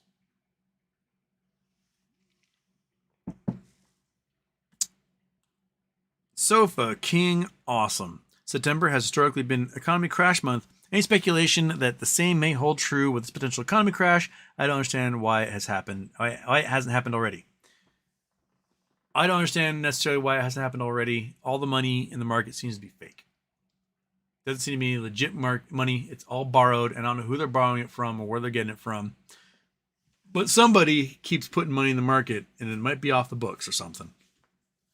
Now, September, October has traditionally been when markets crash because that's when construction slows down. So the United States depends upon building things constantly. We constantly have to be building highways, bridges, roads, shopping malls, office buildings, housing developments. And for much of the country, comes September, October, you just stop building because it's too cold and wet and there's no point. But climate change is happening, right? And like last October, October 23rd, it was 93 degrees outside here in Seattle.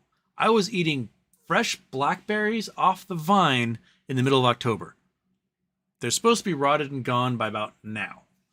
But it was just so hot, they just kept growing. And so all over the country, you're getting delayed falls and teeny tiny winters with longer springs and warmer periods on either side. So construction may not slack off like it did 100 years ago. It can last a little longer and they can build a little more. The problem is that people might not necessarily have the money to do buildings. So construction may slow down regardless just because people can't afford the loans it will take. There's no buyers for the spec buildings they're doing. People may start to companies may start to we're going to hold on to our cash and not build a new headquarters. Or we don't have the money right now to develop that plot of land into 1,000 houses. Stuff like that may delay a lot of things. What I think you might see is more of these construction companies going for government grants to build affordable housing. Because you can go, hey, U.S. government, I've got this piece of land. We're going to build 800 affordable housing units. We want one of your Health and Human Services grants or HUD grants or whatever.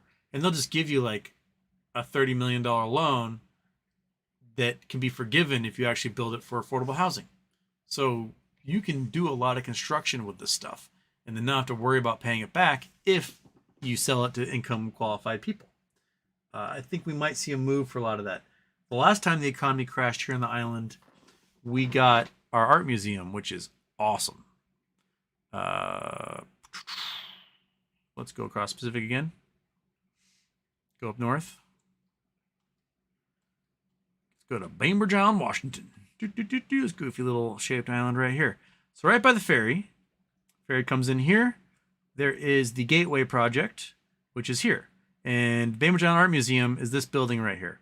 You can see it's got tons of solar panels on it. The floor, the heating system and the water is all heated by geothermal. They drilled down like a bajillion feet and got to a hot water layer. And so in the wintertime, the whole building's heated with that hot water, and all the hot water out of the bathrooms and everything, that's geothermal. This museum is filthy, filthy, filthy rich. So rich. It is free. It is one of the coolest art museums you'll ever go to, and it won't cost you a dime because they have such a huge grant, such a huge endowment, they don't need to charge you. They just make money sitting on their ass off of the giant endowment they have. Now, this development was done almost completely via a nonprofit. So a family owned this whole property. It was like a car farm for years, and there was like a tow yard, and it just was the grossest thing. There's every once in a while I have an ice cream store, like a shoe repair place pop in, little storefronts that were originally here. You can go back in time. Let's go back to 2007. Here we go. This is what it was. This before they had gotten rid of the car farm. Let's go back further. So this is 1994. Can we go back in time? Do we have anything that's high resolution? We got 94, 2001. Is that the next one? 2002. Okay.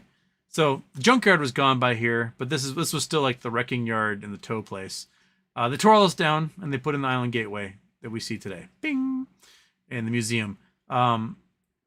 Avalara was originally based. This building was the headquarters for Avalara, which is this tax software company. I think they just finally got bought by a big guy years after they were trying. But they had all these patents on doing crazy tax law. Like, let's say you have a business in the U.S., but you also have a business in Sweden and in Cambodia.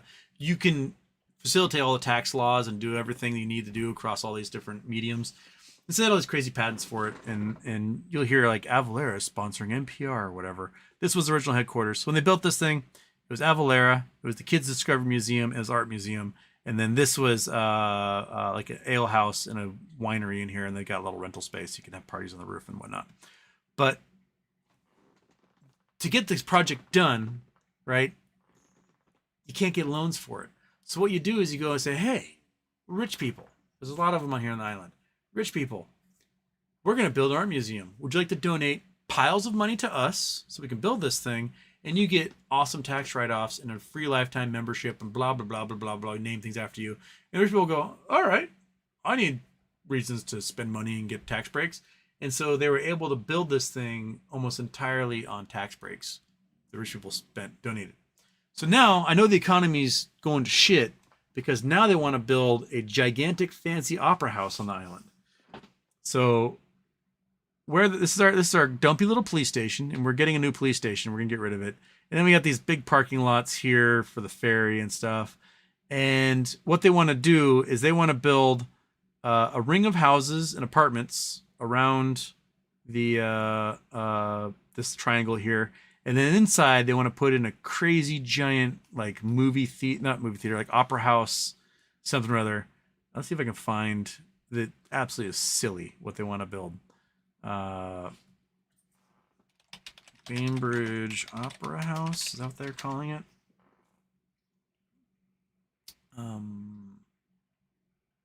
Opera House proposed.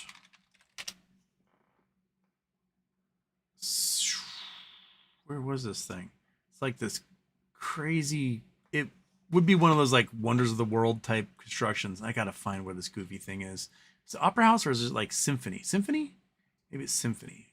Orchestra. Crap. Cambridge Symphony House proposed.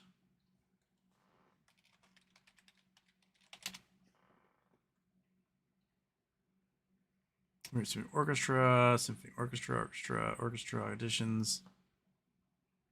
Where is this thing? It was just the goofiest looking. I've seen here, concert hall. This might be it. Okay. Gotta turn off you. Okay, this is one of the proposals. So the Bainbridge Island Concert Hall covered in Pulse Biznew. So this isn't quite, this is a different one. This one's a little different.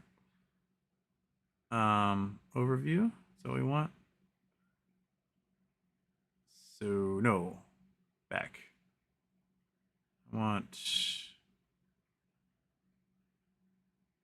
this is a little different than the one they proposed. But yeah, they want to put in this like crazy giant, huge opera house symphony hall right by the ferry, and they're popular. There are 25,000 people on this island. Like, no one's gonna come watch the Bainbridge Symphony in a $500 million theater that's out of like a sci-fi movie. But there's a bunch of rich people who can donate money to this architecture firm. This architecture firm will build the giant symphony hall. Done. Tax write-off. The architects get cajillions of dollars. The contractors are happy. We've got, for some reason, a world-class symphony hall, opera house in this tiny little community that's just outside Seattle, so it can be more pretentious than we were before. This one doesn't look like the one I remember that put on here, though. Where is...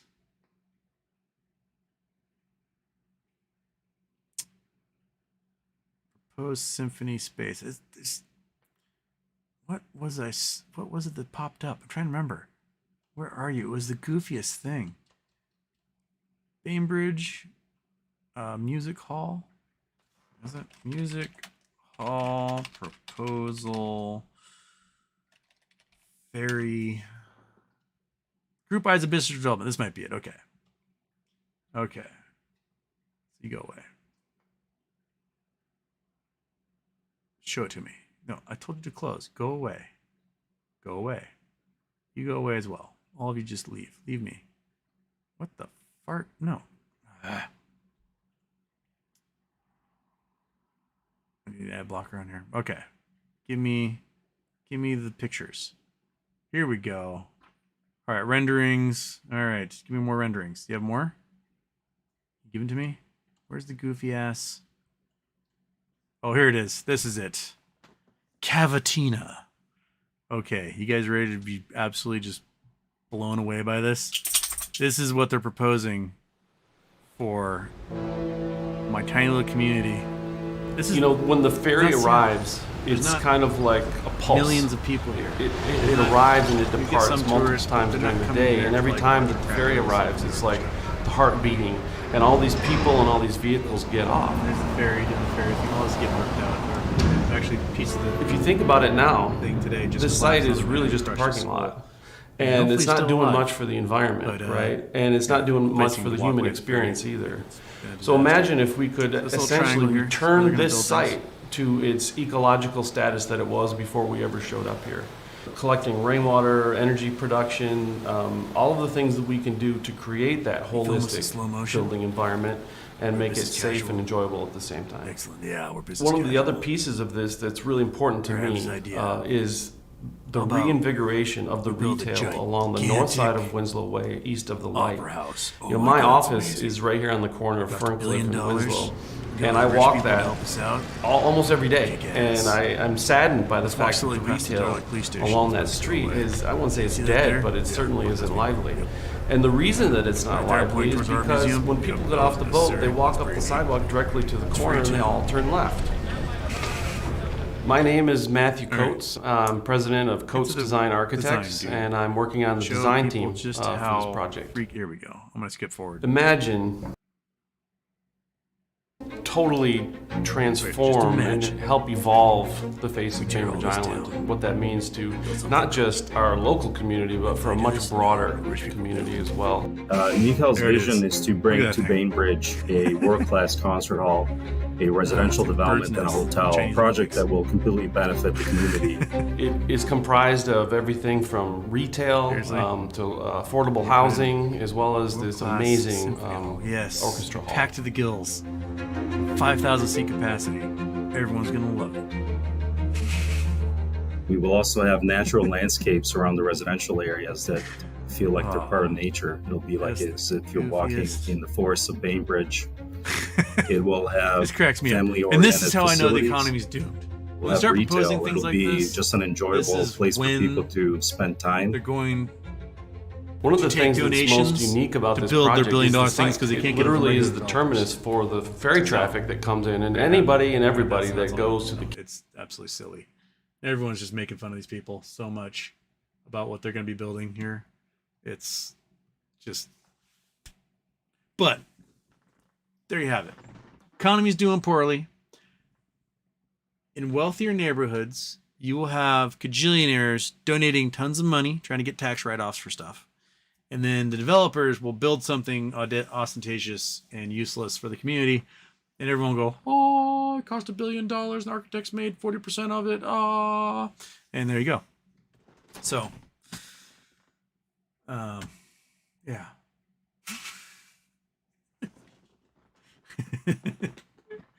Oh, is the video deafening? I'm sorry. I didn't mean to have it so high.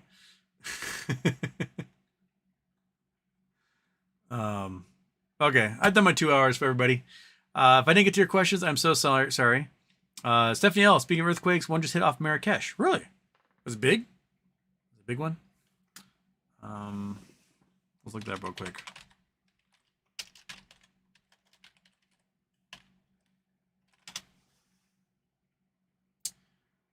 .8 quake.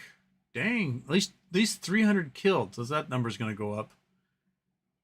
Oh, 632 killed, updated 6 minutes ago. 100 people dead, whole family's wiped out. Oh shit. Well, that might be what our Cherry Tuesday is for this month. We'll be looking for helping people in Marrakesh. Because if the earthquake is an hour ago and you're at 600 dead, it's going to be a lot more than that. That is... Oh, that's brutal. Okay. That's not good. That's a big quake for a place that doesn't have building codes and has a lot of brick and mortar. But Yeah.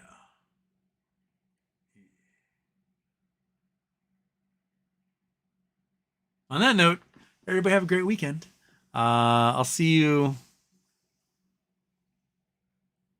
probably a Monday night show if I have a chance to do one.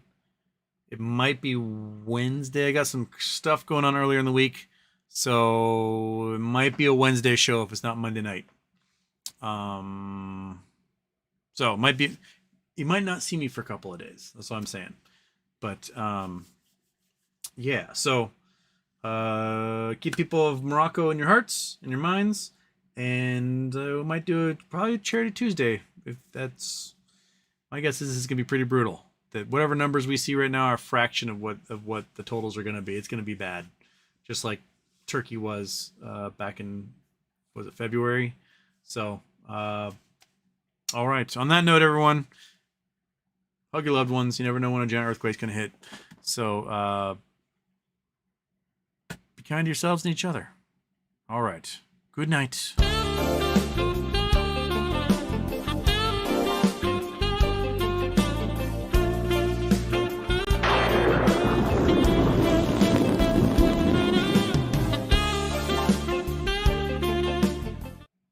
And scratch a fat belly when you have the chance because they're fuzzy and